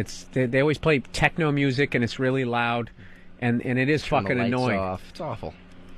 Jesus, Joe, do you know anything about any? Yeah, I know. sort Go of- to the gym, how chickens work, and I know why we don't eat bulls. No, I meant like when it comes to like physical activity. Bill, I hate sports. Okay. Whoa, do you hate sports? Yes. You don't follow I them. hate them. I don't like playing them. I don't like watching them. I hate Frank Zappa, but I know shit about him. Okay. Well, look, I mean, know that spin class? I know that you get a Jesus, home run in baseball. Okay. You know, whatever. I hate sports. I don't like watching them. I hate playing them. You love M&Ms. I hate going to the gym. Although I'm going to start going to the gym because I do want to get in shape. But I gave you a workout, didn't I? I will hate every minute of it. Ow. See, that's why he needs to go to the gym. That was an M&M. Ow. I will hate an M&M. I lobbed it. I will hate every fucking minute of the experience. You know what gets you through it? You know what? Hot ass. There's a lot of hot ass if you go to a good gym. That helps, and you see the difference. That's not going to help. That's just going to make me frustrated. Joe, you know what's going to make your day? One of the callers actually wants to apologize to you. For what? The pit bull breeder, Russ. Are you kidding? Russ. Yes. You there, man? You said you want to apologize to Joe? Yeah, I called to apologize to Joe. I only called breaking his balls, but he seemed to take it a little more personally than he should have. Yeah, didn't it seem? That's not apologizing. You're getting deep-rooted and saying he's a pussy. I appreciate the apology, Russ. I didn't take it personally. I just get very passionate and loud when I think I got to agree with Russ, man. I thought you were real sensitive. You seemed to be a little more upset. I was only fucking with you, dude. It's okay. Thank you. Wow. I appreciate it. No, you know what, Joe? There's a different energy with you today. I don't know if you're under a lot of stress, but like you've just moving. really Moving. Maybe it's moving. Moving. What do you mean? I mean, Russ, have you heard the show before? You, as a comedian, you snapped. I was only fucking around. You know, I know. You're like, okay, he can take a joke. Well, hey, Russ, you know what? Seemed like he could take a fucking joke. I got angry because I thought you were being like. I didn't realize you were fucking with me. I thought you were really like challenging me and being like you're completely wrong and you're being an idiot, and that's why I got angry because I was like, Nah, dude. I was just fucking around. I love the fucking show. I love what you guys do. Hey, Russ, can I Otherwise, apologize? I wouldn't be listening to the show. I love the fucking show. I appreciate it, Russ. Thank you very much. Sincerely, thank you. That was nice of you to call. All right, I'm serious. Thank you. Hey, Russ, I want to apologize for Joe's behavior. Yeah. And We didn't see that forgetting that it's a comedy show. So we Oh. want to apologize to you as a listener, okay? Yeah. He doesn't know any better. I know he doesn't. But, we're going to bring him around. We're going to make a man out of him. Russ, What is that? Is that what a man's man does, Bill? He apologizes for his buddy's behavior. No, you can take shit. See. Whatever. I'm trying to smooth it out. It's like we're in a We smoothed fictitious it out. bar right This now. is between me and Russ. Butt the fuck out of it, Bill. Yeah. Ooh. Wow, look at Joe getting Joe's his about to fucking stand blood up again. Huh? He's going to stand up. Joe, you want your M&M's back? Is that the fucking problem? No. He's getting Take those tested. M&Ms and shove them up your ass. All right, Russ, man. Thanks for calling. Russ, thanks. Appreciate it. All right. See? you, bro. All right, Bye. thanks, man. Now, that's a good guy. See, dude, and I'm telling you, I've been fucking... Here you go, Joe. Here are your fucking M&Ms. Why don't you lighten up for the last fucking 40 minutes of the Dude, show? we're having a good time. Why? I'm having a good time. Doug's Why? having a good I'm having time. a good time. No other listener felt like they had to call in and apologize That's to the hilarious. shit. That's the first time in radio history that's ever happened, I think. I don't think it is. Oh. It's the first time in the history of this show. All right. I got to think there's been some other whiny you wanna cunt fight me- eating M&Ms on another radio show, Joe. Well, fight me on every turn, every fucking thing I say, combat it, and then wonder why I'm yelling I'm at just you. having a good time, Joe. I'm having a good time too, Bill. Bill, lay off Joe. He's not a cunt. Here we go, Joe. Everybody's feeling bad for you. Here we go. Because Annie. you're being pushy. Annie. Yeah. Hey, what? Am I being too hard on Joe? Well, I want to preface this by agreeing with you that Joe's kind of a fucking idiot, but I think maybe you're being kind of a douche tonight, and you should lay off of him a little bit. Okay. Are you from Philly? I'm from Allentown. No, there you came close. I went to Kutztown University. I recognize that fucking accent you got there. Nice. Yeah, but it's right up the street. Did you hear about Joe and his reputation being down there in Allentown, his popularity and his drumming and all that stuff? Oh, I'm originally from Jersey. I don't know anything out here. Oh, so the I don't know anything. The buzz on Joe DeRosa. All right, thanks a lot. Thanks. See, there you go, Joe. There's a couple of people taking your side. We want you to leave here happy. I am happy. That I think you have a very controlled sort of calmness. Oh, Jesus Just doesn't Christ, seem like it's nickname Gristle. Got the Gristle I know what you're look. doing. You're Oh, pushing yeah. my buttons fine. It's working, Joe. It's been Yeah, working for it's the last working. hour and a half. This has been the And we're- easiest radio I've ever had. And to we're do. laughing and having a good time. So I don't know, Joe. You admitted that you got a little testy. I got mad about the thing Little with my bit, dad. little bit. You get a little Yeah, bit? you're You did. disrespecting him a little bit. I know. Come on, anybody's listening. All right. You got to know I fucking love Joe. Okay, there you go, Joe. Huh? Bill, I love you too. All right, now You we hugged had a me nice on my birthday. Remember that? Yeah, we You had a guys nice... just hugged it out without touching. That's so Exactly. bullshit, Now we had to have though. like this douchey moment. Yeah. There's no douchey. I didn't ask All for the sports douchey fans moment. listening just Look, dropped. first of all, everybody's calling in. They feel bad for you. You think those are the only two calls? Those are the only two. The whole thing is lit up over here. What's it say? I see the board. Read me I the can titles see, of the calls. Lay off Joe. Poor Joe. I feel bad for him. His dad isn't a pervert. I mean, it's just a whole bunch of shit. I don't believe you that that's all over there. We definitely There's need nothing someone here. to call in that went to school with Joe. That would be great. Oh, here's another guy. Fantastic. Another guy from. This guy wants to apologize to you too, Joe. All right. Oh, Jesus. Hey, Marshall, what's up, man? Oh yeah, I wanted to apologize. I stayed on the line too long. I called about that Mexican restaurant, and No, that was I don't great. know, there was the whole dial tone thing, and it just Oh no, went on and on. Sorry, it's okay, man. See what you started here, Joe. Now everybody feels like this is the session. This is the birth of a new segment. This is the birth of a new segment. Apologize to Joe. Marshall, you just started. Here, now Don. Don wants to apologize. You got to apologize to Joe. Don, you're on the air. I just wanted to apologize to Joe, too. For what, Don? I'm sorry his dad was a kid toucher, you know, church and everything, and I was a victim, and I know it must be a bitch to be the... You were a victim of Joe's dad or someone else? Jesus Christ. Was it Bishop DeRosa from Philly? Now he's a bishop. Yeah, Now he's in the Vatican. He's hanging out with the Pope. At least he gave him a promotion. He's a cardinal. He My dad's drinking with the Pope. All right, Yeah. Don. Thanks for because Joe's real sensitive. I think that's what we'll do from now on. At the end of Uninformed, we'll spend 10 minutes apologizing to Joe DeRosa. He You gotta get a P.O. box. Yeah. He's not giving you P.O. box out Gets and a little getting worked fan up. mail. I'm writing this down. We're gonna have to have a little benefit for you. Fucking hilarious. And there you go, Joe. Another half-hour radio. You just been he's gold. Yeah, he's visceral. He's visceral. He's absolute gold. So if anybody's tuned in, we're break time. Yeah, it's Uninformed with Bill Burr and Joe DeRosa, and I guess we were mean to Joe. Joe took it seriously, and some of the callers want to call in and apologize to Joe because he just really seems like he's sensitive. I took his M&Ms away. I apologize for that. Yeah. Doug, I think, the fact that you've been a third of the show is, it's offensive to Joe. If Yeah. you want to apologize to Joe before the break? I'm sorry, Joe, and you do look good. You do look good, and your metabolism has not slowed down a bit. since Joe, you got your whole life ahead of you, man. I just, I think the new everything. apartment. Yeah. Sure. And call me, I'll help you move. Exactly. I'll lift a box of M&Ms for you. All right, guys. You're listening to Uninformed, Bill Burr and sensitive Joe DeRosa. We'll be back in a minute. Voice your strong opinion right now. 866-WOW-1-WOW. That's 866-969-1969. All right. We are back for the final half hour of Uninformed. Been a great show. Bill Yes. Burr, Joe DeRosa, special guest Doug Signier. Doug, you got a website or anything you want to hype? Yeah, DougSignier.com. It's DougSaulnier.com. You open up for Robert Schimmel. Next Robert weekend, we're at Governor's in Long Island in Levittown. Great. Next And you know weekend. what? I'm going to start a new website called I'mSorryJoeDeRosa.com. Dude, we have so many people who just want to apologize to you. We're just going to try to get through them real quick, all right? Okay. Bob in Florida, you want to apologize to Joe? Yeah, I didn't call earlier, but I felt the need to apologize that, as a listener, I feel responsible that I've been one of those people that have facilitated the position that would allow Joe to sit here and make a horse's ass out of himself with all the comments that he's made. Like for example, the pit bull tail is creating the condition for a mean dog. That's like saying that if you see a car with a crumpled bumper, that car is more likely to be involved in accidents. No. It's an indication of a condition, not a predictor of the condition. All right, Bob. Thanks for calling in and apologizing to Joe. All right, John in Ohio. We got to get through these, Joe. A lot of people want to apologize to you. What's up, John? I'm so sorry. I'm making up to you, Joe. I'm sorry your dad is thinking. Have a good night.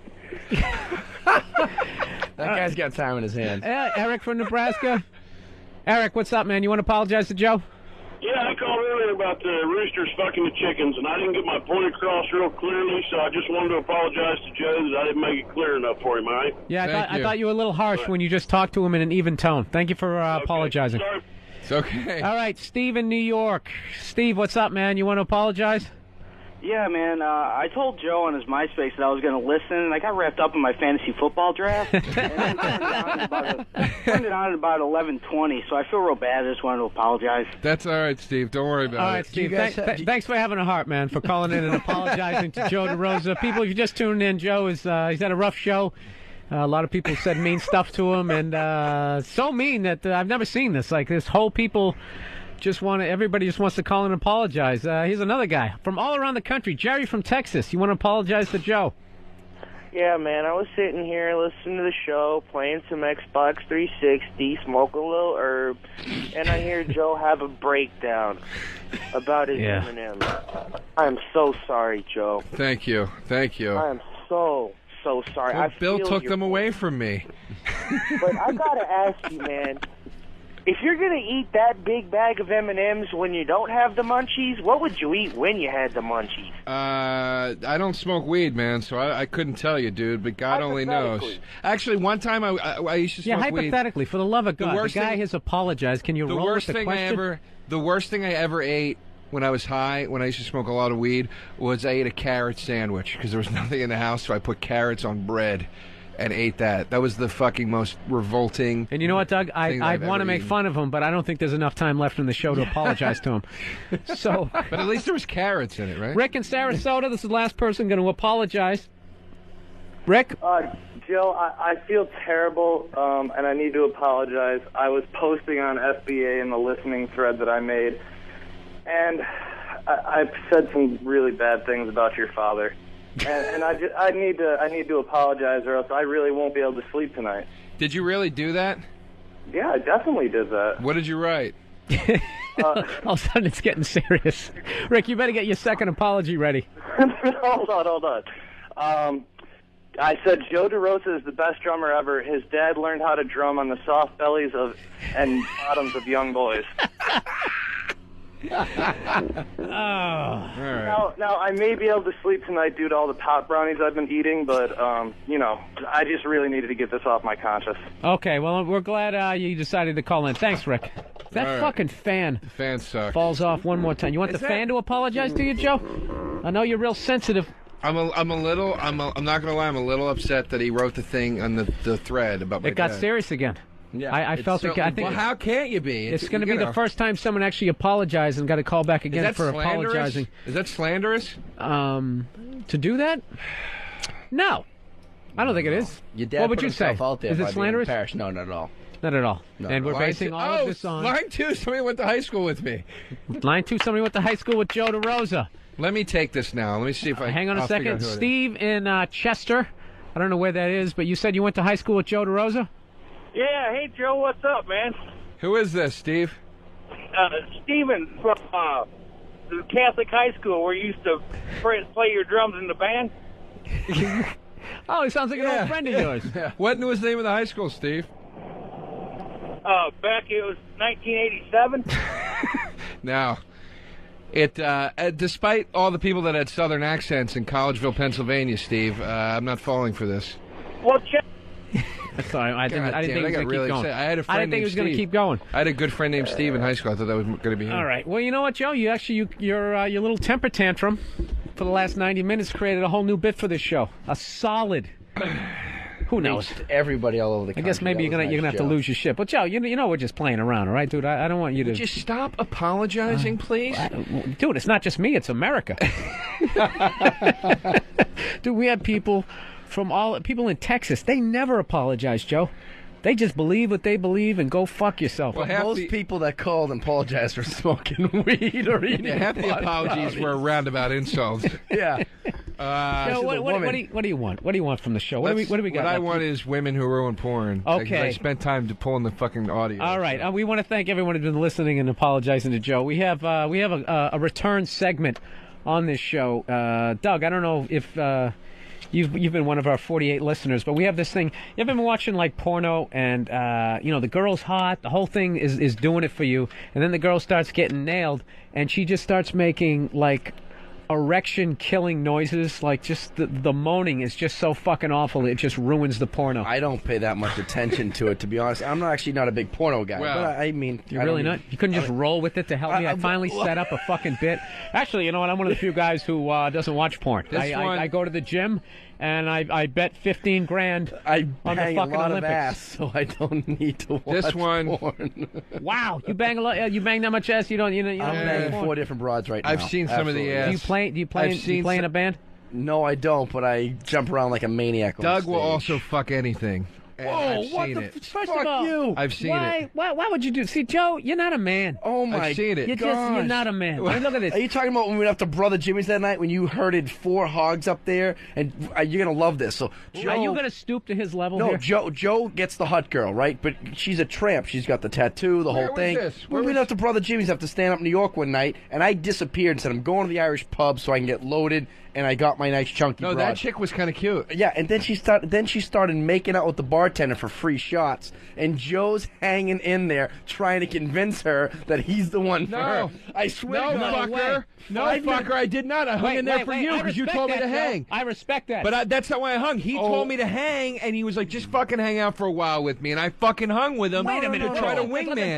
Back up, because you went real fast. You're telling me you're hitting on some girl, and at some point she goes up to the bar, she starts making out with the bartender. She didn't make out with the bartender. Still hanging in there? She absolutely... Wait your turn, sir. She did not make out with the bartender. But she didn't make out with the bartender, no. She was flirting with the bartender, and she was getting free shots. She did not make out with him. Are you lying? No, I'm not. And it was Brother Jimmy's, and she got up on the bar and danced and got free shots. Yeah. And I said to Joe, so what I made a mistake by talking quick was I left the bar. And I said, this is absurd. So I left with one of her pig friends. I said, I got to separate the girl from the herd. I'm out of here. One of her we go pig across friends. the street. But so is this girl hot that Joe, Yeah, she was really definitely hot, but she would have banged anybody who was behind the bar. And, so sure enough, I leave. A half an hour later, Joe shows up at the Irish pub. I'm like, what happened? He's like, she's making out. He said that to me. I did not say that, Doug. She started hooking up with the bartender. Doug, I didn't say that, Doug. That didn't happen. Joe, don't get offended here, I'm Joe. not offended, but okay, your voice is going up, and I don't want to have Doug have to fucking apologize I'm not just because I'm Joe, I'm sorry, all right? I'm sorry we brought it up. Yep, it never happened. Sorry, it didn't happen. I tried to go with it. It was a shitty bit. I apologize. Doug has fucked the crack of dawn. Some threes, dude. I've seen him. I've seen him. Why are you blowing up his whole fucking thing? Yeah, he gets on the radio. Unbelievable. Go fuck yourself. You guys talking about my dad's fucking kid. Now he's upset. Now he's upset. Now he's upset. I love it. I love it. This is for everybody. Give him some M&Ms. For everybody out there, let me just say this. Joe, look, M&Ms. Let me say this. M&Ms, Joe. Let me say this. Let me say this. Let me say this. The blue color. Let me say this. For everybody out there in Radio Land that's listening right now, God, he's mad again. who isn't a stand-up comedian that lives in New York City, you're witnessing right now the double standard of New York comedians, which is they fuck with you and they say whatever they want, and then as soon as you say something back, then you're being inappropriate and you went too far. Joe, we're sorry. You say some gloves Doug, are off shit. Doug, are you sorry? I'm sorry. I'm sorry, Joe. I don't want it. Absolutely. I'm not asking for an apology, but don't get mad at me when I'm Jesus, snapping he's really back. mad now. Pissed off. Oh, Joe. fuck you. Sorry, Joe. I do know one thing I learned from the show tonight. I can't fuck any bitches around Joe. He's gonna throw me under the bus, you fucking I know. piece I of would never shit. throw you under the bus. I've looked Don't directly. fuck some threes. Yeah, it's We after just told- 19 we- Heinekens. yeah, it we- happens. Look, The first of Boston all- Comedy Club didn't actually bring And in I the love how he didn't bitches. blow his own spot up by going, I'm fucking 4 chicks right now. That's not blowing his own shit up. No, I blow him up by saying he's I've seen him fuck a couple desirable. threes. He's desirable. Go We fuck said yourself. where he's going to be. You know what, Joe? I break a lot of balls. When it comes to a guy getting pussy, I don't do that shit. You broke a major rule in engagement. We have different opinions. The big movie that day was Beautiful I would Girls. never accuse your father of pedophilia. So we have different standards. But you know we what? play If by. you did, you wouldn't have to apologize. Yeah. And you let I didn't ask everybody you to in the- apologize. Joe, you turned the whole last half hour into a Mother Teresa segment. Yeah, and you let everybody in the radio behind the guy curtain by just throwing me out there. All right, That's can we bullshit. get back to the deserved women? it. The You women deserved who it for ruined the porn? women that you fucked. All right, I've people. looked dead into the eyes of these pigs and had to smile and say, "You're a sweetheart. Take good care of my buddy." When I know they're going to eat you out of house. Wow, man. I do. Are you I embarrassed feel- right now? Or is that I a am- sunburn? No, actually, I got rosacea, if you can believe it. See, that's why I work out. I'm getting old. I just had skin cancer removed. I'm working out again. What is I'm back. rosacea? It's a skin condition. It gets red. That's why I quit drinking, and I got skin cancer. I just had it removed 2 days ago. From what? Just being Irish? Just being in the sun, man. It's awful. It's my second case of it. So that's why Jesus Christ. That's my whole point without getting serious with Joe was when you go to the doctor one day and they go, all right, McDonald's twice a week and that shit's got to go. And that's they hit me with that. So, yeah, see, Joe? And did at any point did anybody have to fucking apologize? He didn't see him lose his shit, all the stuff he's been through? Fuck you!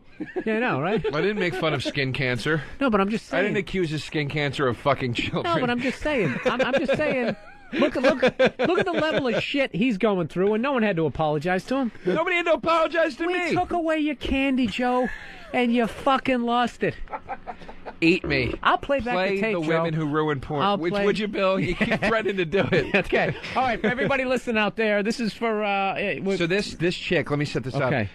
'Cause this is Joe's porn. This is before they even have sex. This first clip, I think there's 2 tracks on here. The first track is as soon as the camera pans up and you see her face for the first time. By the way, it's a point of view porn, so it looks like... I love those. It looks Big like fan you're of those. fucking her, right? So the camera pans up, and this is her intro. This is the first Okay. thing she says. This is the first Just thing. listen okay? to her voice, dude. Joe is in a Red Roof Inn, Listen to getting her ready voice. to do his thing, and this is what he hears. Well, how are you today? Well, I can tell you, I'm very excited about this afternoon. How old is she? She's like 45, dude. She sounds like the mom on Family Guy. Listen to her, dude. It sounds like the wife on... It sounds like Lois. All right, here we go. Peter. Oh my God, what are you doing here? I have great news. I got rid of the kids. So it's just going to be you and I here today. So we're going to have lots of fun because I've really been looking forward to this a lot. Is this real? It's real, dude. This is terrible. So she's doing like trying to pretend like she's talking yeah, to you. she's talking into the camera. This is the setup. This is the scenario. She got rid of her kids. Is she wearing a house coat? No, she's wearing... Well, just play. I think she starts talking about what Billy she's goes, wearing. what is this? In a minute he goes, I love this type of porn. The point of view porn is the shit. As long as... I love the point of view porn. I like it because you know what, dude? You know what I always hated about fucking porn is the balls and shit and the dick. It's just like it's unnecessary. Like the worst edit ever is you're watching the girl, you're fucking stroking it, and all of a sudden they cut to the guy's face. Like I have to see. Have you ever yelled at the His- screen? I've yelled at the screen when Oh, they yeah. do that. I go, yeah, cut to him, you fucking moron. And I start yelling at it Yeah. because it annoys me. I just like to yell out unnecessary. That shot should never be in there. Give me Ever. a jump cut. I don't need a cutaway. Ever. Just do a shitty edit where her pussy skips on the screen because you Oh, had to it's brutal. cut 2 things together. I like how just openly we're talking how lonely it is on the road. This is what it's like to be a comedian, that you'll fucking break it down to this level. Here we go. Here's more of Mabel. Yeah. You know what I like to do usually? I like to take down my little lingerie that I have over here, and I hope you like it because I got a really special I was waiting for it to be like, I'd like to line, please. What is it? Today. Yeah. And you know what I like to do? I like to play with my tits. No. Kind of like to squeeze them a little bit. You know that? Kind of like play with them just a little bit, and just like softly, and just softly. It makes me feel really, really good. I remember during the Korean War. This girl's like 48. What do you say we play some Baccarat after this today? Do you like peanut brittle? Skip to The only thing that sucks about the point of view porn is there always is that douchebag going, yeah. Yeah, and then you're like, that's not my voice. Is that what you liked it? Yeah, and it gets extra creepy. Skip to the track 2. There should be two tracks. Now this is when they're about to fuck. There you go, Joe. Is that what the fuck I was supposed to do? Yeah, it really does. I'm getting like a little tweak. How do I get to the next track? All right, Boar, shut up. The arrows. That's what I'm hitting. Sean? This gets me really hot and horny. Sean, horny. Yeah, I like what you're doing. Gets me horny, Peter. Yeah, why didn't you come in earlier? You get your pants down? Oh, track 2. There we go. All right, here we go. All right. What do we have over here? Wait, stop it. Like Let me set it up. Skip back to the beginning of track 2. I don't know how to, Joe. She's I'm at be this honest point, with you. she's I'm lying. a drummer and a comedian. Just so you know this, she's lying on the couch with her legs spread, and the guy's got his fucking, he's got his schlong out, right? And that's what she's referring to right now. Okay. What do we have over here? I hope you like the position that I'm in. I thought it was very, very inviting. Just want to stroke you for a little bit. It feels so nice. Oh, I God, find she's it very horrible. inviting. Hang on a second. We got a caller here. It's her. Adam, That'd Long be Island. hilarious. What's up, man? That's What are my you saying? movie. It sounds like Janine Melnitz from the old fucking Ghostbuster movies. Yeah, that's a good call, dude. All right, man. Thank you for calling Ghostbusters. I find it very inviting. Dude, how long did you hang in there with this? I've masturbated to this scene. And finished. She's kind of hot. She's kind of like a hot MILF. Her voice is horrific. But then I got into the Dude, fantasy. I saw some older girl going after you when everyone was laughing last night at Stand Up New York. And everybody's just like, oh, poor Joe. I'm like, nah, man, I think he's into the MILFs. I love the MILFs. Cougars. I love them. They're not MILFs, they're Cougars now. That's the new one, right? Yeah. That's they don't such have a... kids. They're just whores that are out without kids, and they're not a mom. That they're called Cougars? They're called Cougars, yeah. That I go to sounds Elaine's gay. on the Upper East Side. No, it's good, because they don't have I'm not kids and a saying- husband.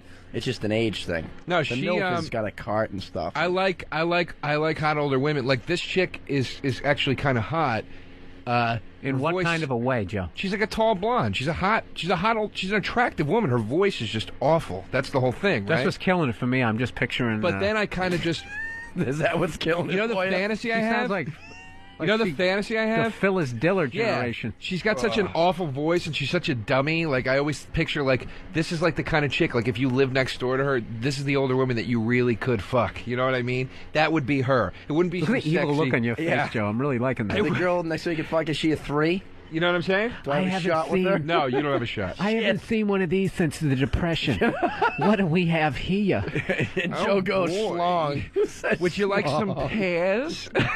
Some peaches? Is this the only porn you brought in, Joe? Is this, Yeah, this, just this that is one. the track? Let's listen to a little more of her. You know what I love? I love rubbing your cock on my clit. Oh God, that's disgusting. This is horrific. I've literally women who room porn. Joe, that was it's a bad one. That was that was almost ruined the bit. That just made me not want to do it anymore. Why? I don't know, man. That was just like If you want to know what it was? apologize to Billy for listening to that, go in and apologize to Burr. I hooked up with this girl one time, or started to, when I was living in L.A. a long time ago, and she was an older woman. At least to me, I was in my mid-20s, and I think she was like 40, 41. And you ever meet somebody like they're young, but they start to they have that old person smell? Yeah. Like I don't know what happened, dude. I don't know what. No, you know that I'm starting to decay because the death process has already started. That's what the fuck happened. And I don't know. I ended up going home and just like showering, like just scrubbing like I never had before. And then I laid in bed and I forgot to do the top of my left shoulder. I'll never forget it. Which is an area I think you miss a lot. So I basically was rolling over my side and I smelt it again, and I had to go right back into the shower again. Just screaming. See, the difference with me and you guys, and That's what Joe's that brought touched back. on it is I'm such a scumbag. I would stay with the chick, and I would just tell her to shower with me. I'm like, I'm going to rub you down and get rid of this disgusting smell, because the night's over, and if I got you in my house, I still want to pound Christ out of you. I thought about pulling that move before. Like, sometimes a chick will have on perfume that you can't stand. Oh, it sucks. With, like older woman, like, dude, my mom used to wear this perfume growing up, and like, if I smell it on a chick... Like Obsession, you know what I mean? Yeah. Like, they have if I rouge smell on. that on a fucking young Liza girl, Minnelli it's like, it's done. It's done. If I'm like, that's what my aunt used to wear, it's like, ugh. When I hook up a chick, like young chicks smell like vanilla. You know, they just Bath and Body Works. That's what a young chick smells like. An older chick smells like, you know, Liz Claiborne. Shag carpet. Yeah, you know what I mean. Carpet. They smell like whatever was in Estee Lauder. You know what I mean? That's what I think. Mary Kay. Mary Kay Cosmetics. Oh shit! Oh, that or they smell like their husband because they're cheating on them. Hook up with a chick from the 40s. She smells like a rivet factory. What the fuck are leather rivets? goods? Do you remember those chicks when they putting together the airplanes during World War II? The What chick were they that would called? do this in the poster. Oh yeah. We could do it or whatever. Yeah. She wasn't allowed to have a razor because they used that to make an aircraft carrier. Oh boy. Actually, a lot of people don't know that they used women's razors in World War II. Oh, jeez. To make the flight decks on a lot of the destroyers. Oh, I find that very inviting. All right, dude. Are we even doing a fucking show at this point? Yeah, we got of another course. 5 minutes left here. Let's try to. We want to thank everybody for listening. Let's do a little wrap up here. Doug, where are you going to be at? Doug Signier, hanging in there. Had to apologize to Joe. I'm going to apologize to you for that because we never had that. You know. No, that's fine. Never had it go down like that. That was You guys are both landmark. great, so it was good. Joe deserves an Wait, apology. real quick though, we got a couple minutes. We talked about guy. Yeah, why code. have our guest hype a show? Let's have it all about you. All right. I was gonna No, bring up absolutely, something Joe. else Run with with the it. guy code.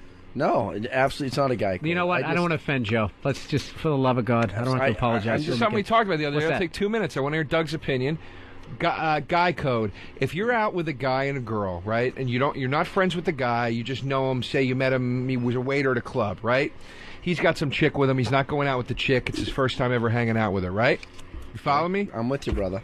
He's got no game whatsoever. He's fucking it up. He's not going to be able to close in a million years with this chick. You swoop in. You close it. Are you cock blocking or are you just having game? Well, first of all, I never swoop anything, but that's fine. No, you have game. If you're on the road, you do it constantly because I don't know these people. I don't give a shit. No, but if we're at Stand Up New York or Caroline's or a place where we go all the time, I would never do that. But on the road, absolutely. That's what I'm saying. Not a guy that you're What if you went on the road with Joe? And he was fucking it up? Absolutely, because that's a story we'd tell on the air, and they'd be like, awesome, that's great. I would definitely... I'd be like, Joe has herpes when he goes to the bathroom. You would swipe me? I don't give a shit. I'd be like, would yo, you swipe me on the road? Absolutely, that's what comics do. You made it... I would never swipe you. You wouldn't? No, But you fuck said... threes, Doug. I wouldn't fuck the girls you fuck. Oh, but oh wow. Mr. McDonald, you bitch tits. Fucking asshole.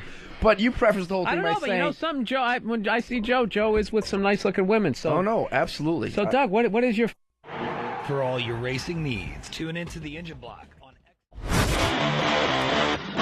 Alright, well that sucked. To hear the Opie and Anthony Show 5 days a week live on satellite radio, online on your phone or tablet, or even on demand, go to SiriusXM.com. Also, interact with the Opie and Anthony Show on Twitter, at Opie Radio, at Anthony Cumia, and at Jim Norton.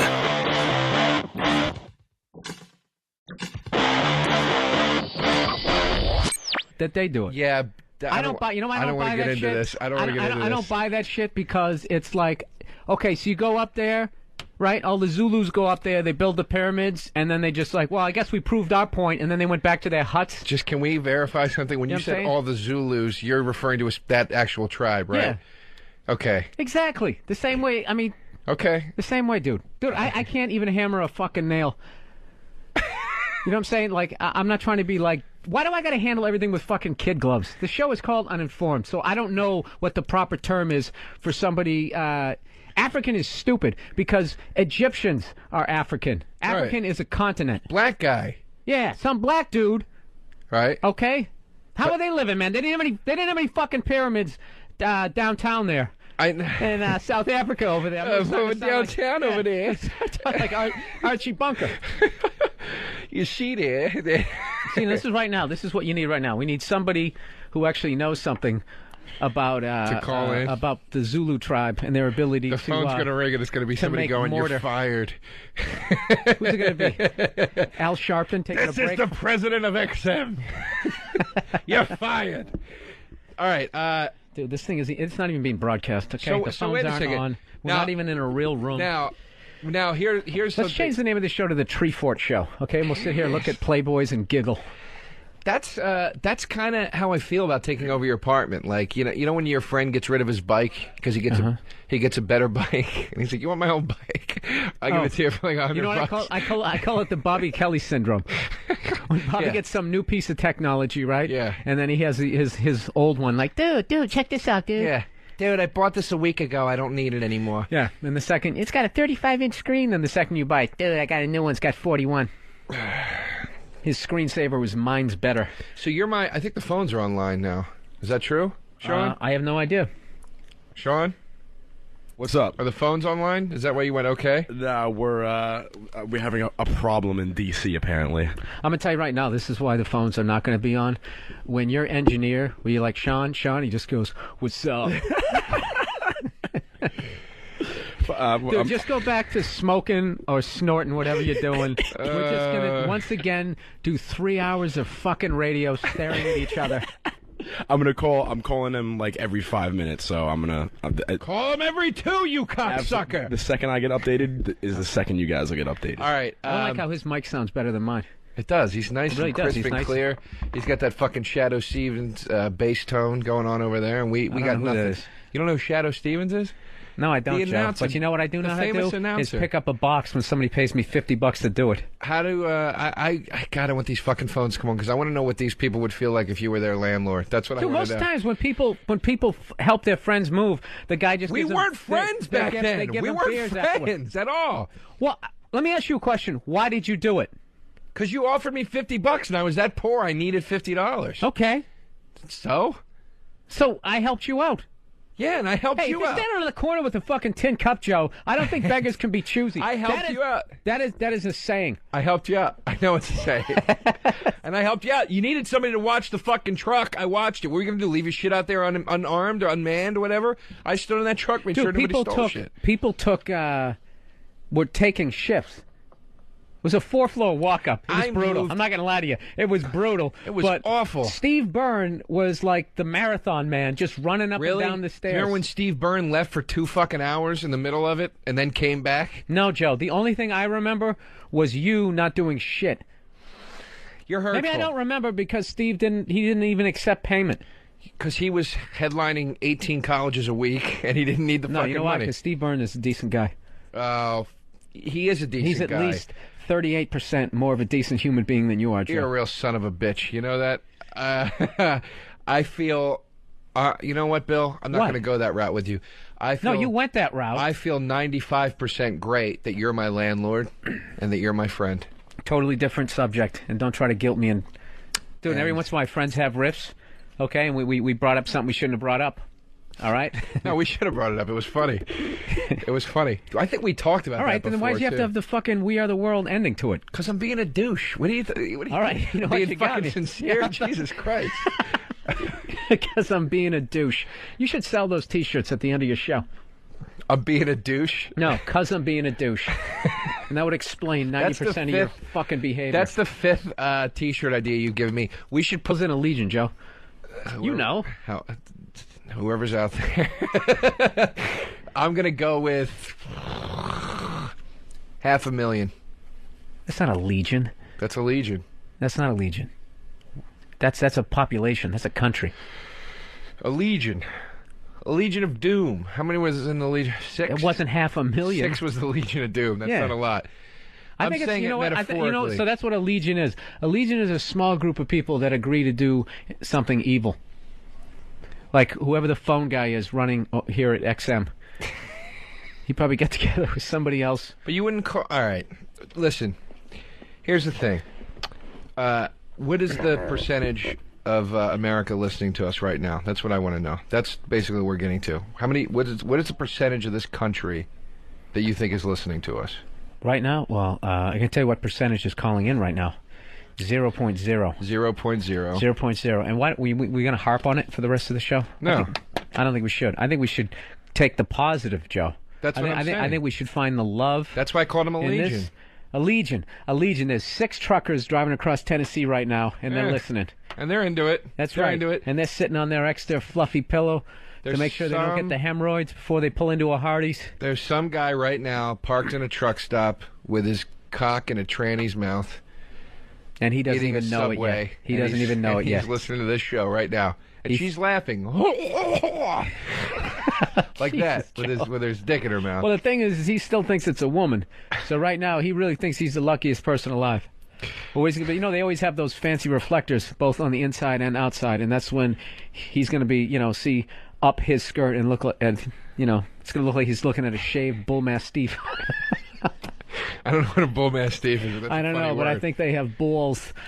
That's a well, I guess funny there word. are female ones. Oh, also, too, just another quick order of preliminary business before we get into the real subject. Yeah, this is our half-hour warm-up of the show. Is we're doing a new thing on Uninformed where we're going to feature a band. We're going to feature one band and an album by that band on every show. So every song that you hear as we go to break today is going to be from one album, and the album is Stranger Than Fiction by the band Bad Religion, who is my favorite band ever. They're my favorite band of all time. Bad Religion, their album Stranger Than Fiction. You know what? I have no idea who they are. I know the name. Joe, could you in your wonderful voice, could you sing one of those songs?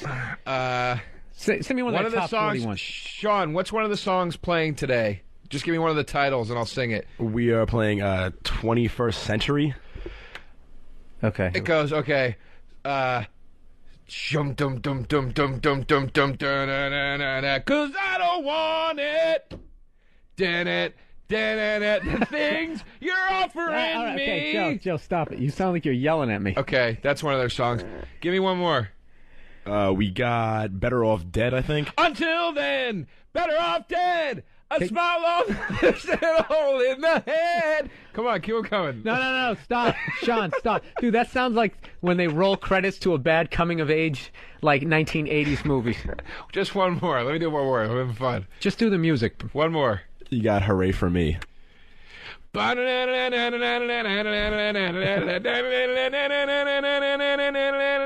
I can see Martinez running. All right. Hooray for me, and fuck you. All right. This is... See? And this is the band that you think people should be informed and know about. Okay. I sounded like it, didn't it? No. Hey, yo, dude, in your head, you always think you sound exactly like the album, but at some point you will be roasted, and we'll be playing that audio back. All the songs from today's program are from the album Stranger Than Fiction by Bad Religion, the best band ever. Go out and see them. They're going to be touring this fall in support of their new album, New Maps of Hell. You know what? They don't suck. Your version of what they did sucked so bad. If you wanna know, I'm gonna have to wait 5 years to even listen to that fucking album to get that If you wanna- what you just did out of my head. If you want to know who they are, they're a punk band. They started in 1980. They're still going strong. They're amazing. Lead singer is a college professor, in addition to being a So what? punk That's singer. supposed to make them interesting? No, they're very cool. They sing a lot Really? about science and God and religion and. Listen, you know what my atheism. criteria They're is very for a interesting band. good lead singer? If you don't choke on your own vomit and die, that's it, man. You're not a rock star. He teaches a class. What does he teach? Meteorology? Close, actually. Some kind of biochemistry thing or something. It's being tied to you for the next year. Okay, to go with Uninformed, with our percentages, I feel, you know what? I feel 78% that you're going to do the right thing, but I know you're going to fuck up. You're going to do something. What kind of thing is that to I'm going to say? tell you why.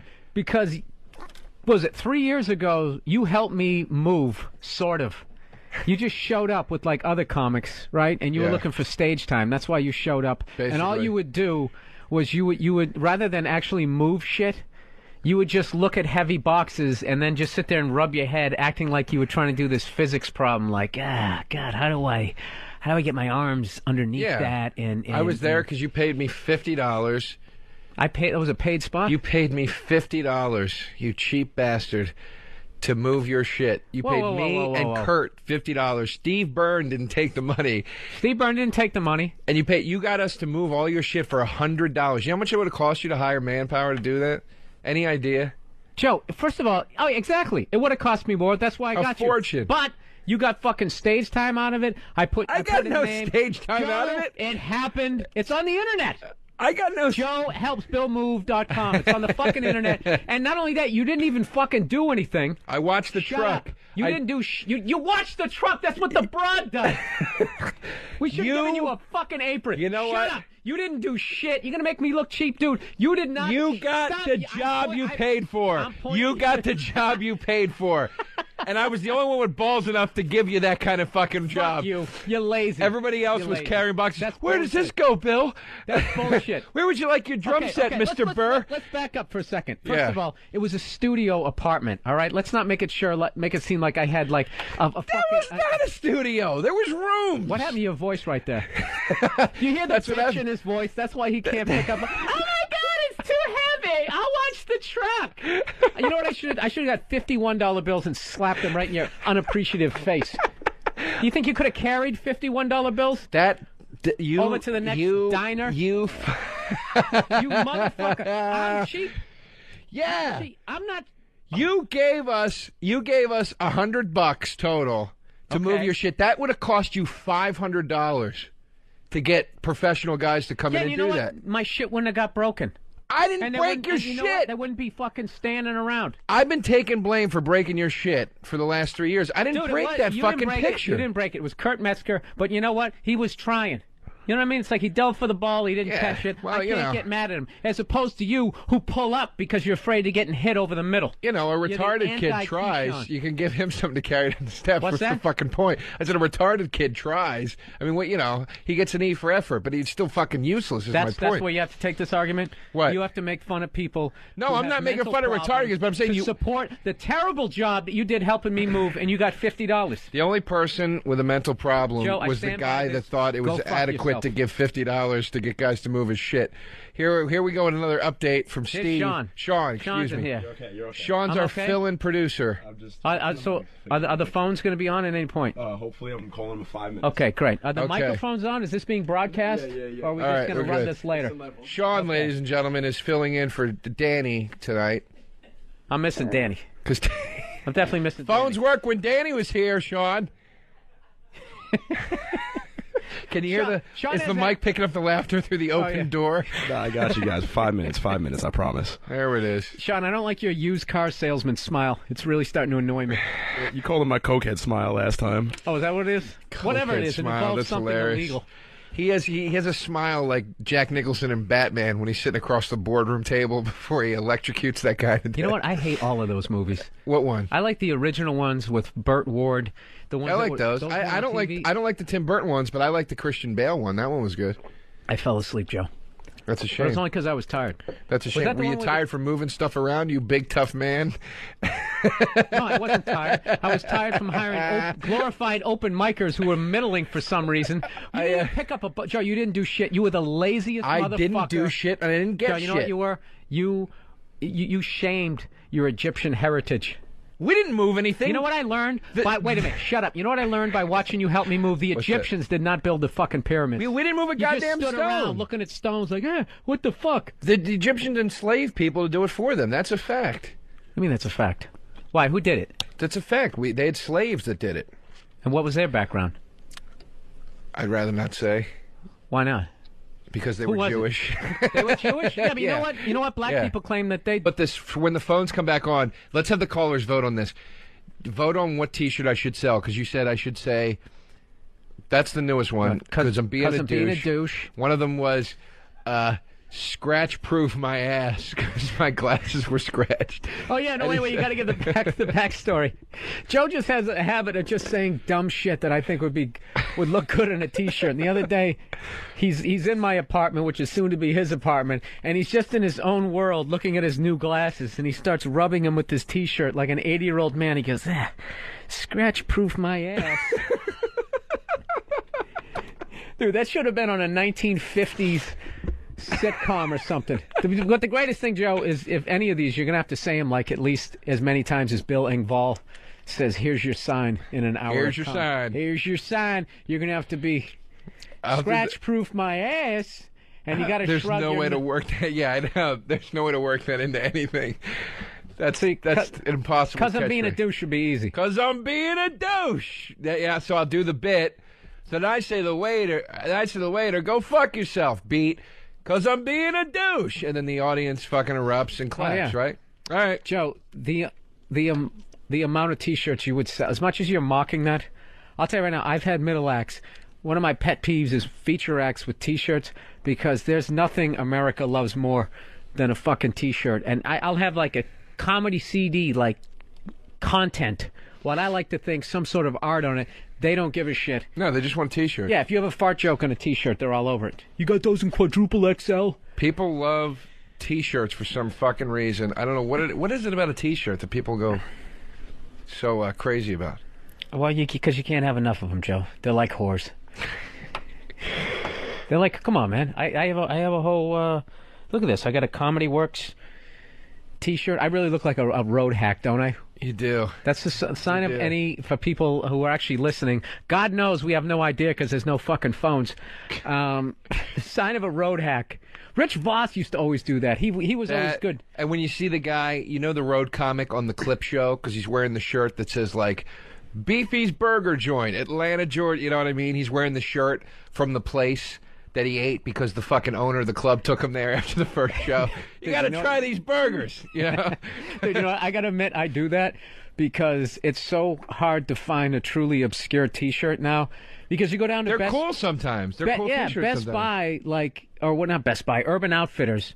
Forget it. Owned by the same guys. They mass produce obscure T-shirts. Forget it. It's finished. I went in. I have a gift card for Urban Outfitters for like $50. You know.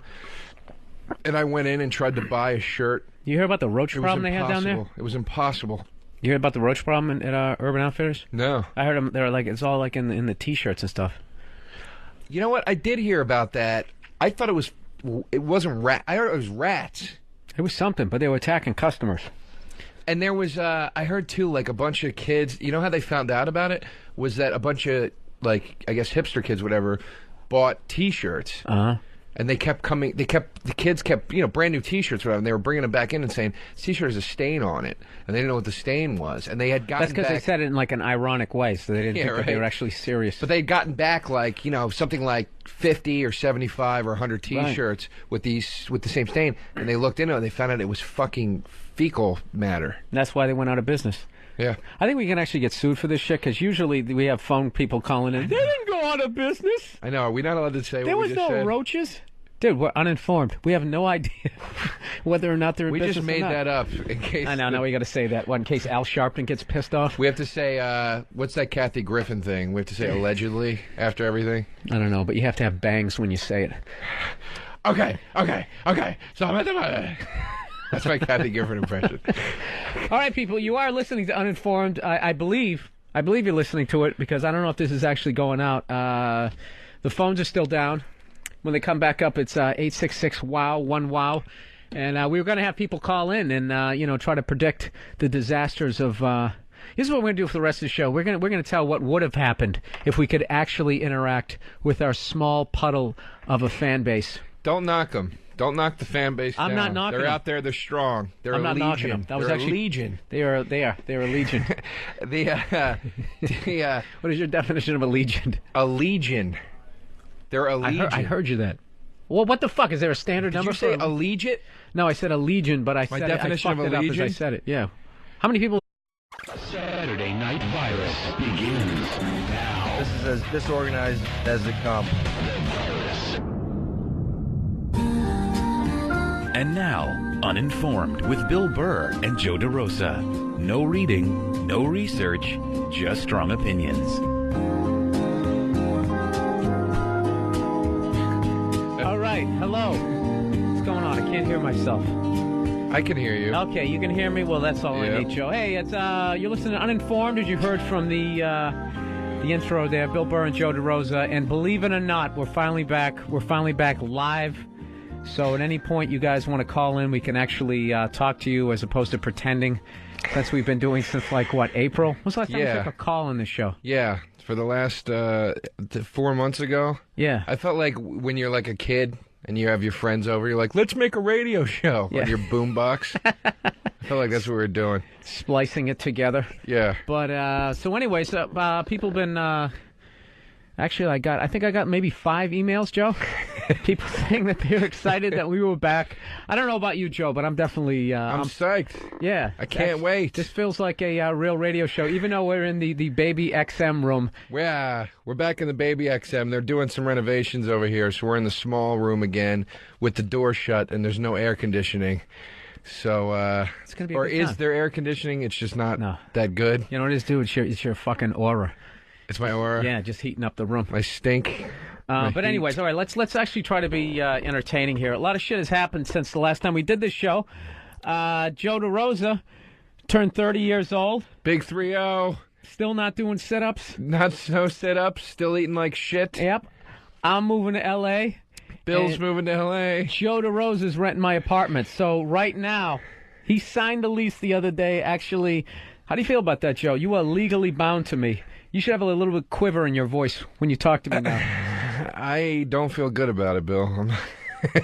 You know what? I don't feel good about you not feeling good about it. 'Cause I really need you to make the rent so I can go out to L.A. and become the next redheaded Punky Brewster. You need me to make rent so you can continue to be legions more successful than I am. And I'll pay the rent. That reminds me of the first show, dude. I totally forgot how fucked up your credit is. Yeah, my credit's fucked. You're going to rebuild it, though. Are you already fanning yourself with your big platypus hand? I'm already hot. You're going to rebuild my credit. You really have big, long piano-playing hands. Yeah, I know. Do you have any sort of musical ability? I play the drums, Bill, as you know, and I play a little guitar. Oh, yes. I always wanted to play piano, though, but I just never... It was too late in life. That's going to be my thing that I say to my grandkids when I'm dying. I always wanted to learn piano. Never I think it's going to be a lot of things. I always wanted to be a better father, but started too late. I had you kids when I was 60. So wait, Bill is that? Are you opening the door? I'm opening the door. It's Dude, if I got to watch you fan yourself like some golden age starlet, they told us to shut the door because it would sound better, but fuck it, it's too hot. And the door is it's like a goddamn prison door. That thing. Look how thick that door is. It's a bank. So anyway, Bill's moving vault door. To L.A. and I did sign the lease. I am locked in, contractually locked to Bill Burr for a year. For the next 12 months. For X amount of dollars every month to live in your apartment, and which means now this is the tough part. It's not renting the apartment. It's not you being my landlord. It's that Bill owns the apartment, so his name is on the lease, and it's a co-op. So if I fuck up, he gets in trouble, which it's you know what I mean? It's not a good feeling when it's like, don't fuck up or your friend's going to get in trouble. You know what I mean? That's really where the tension comes from right now. Okay, that's good. We just got our first little update. Phones aren't on and they're working on it. Fantastic. Good. I thought the show was bombing. I was like, wow, nobody gives a shit. Evidently, everybody's over at the PNC in New Jersey. That number is 866-WOW-1-WOW. I didn't say it at the top of the show. 866-WOW-1-WOW. And, it would be great if the phones were working. Dude, you know what this is? Back to the drawing board. This show should be fucking on public access cable in 1978. We should be sitting here with big lapel mics with even wider This is it's like we answered an ad in the back of Boys Life magazine. Did you ever want to do a radio show? Dude, fuck that. You know what? We put on one of the best mediocre shows on We XM. have a great show, Bill. We do. We have a great show. We are. So how do you feel about me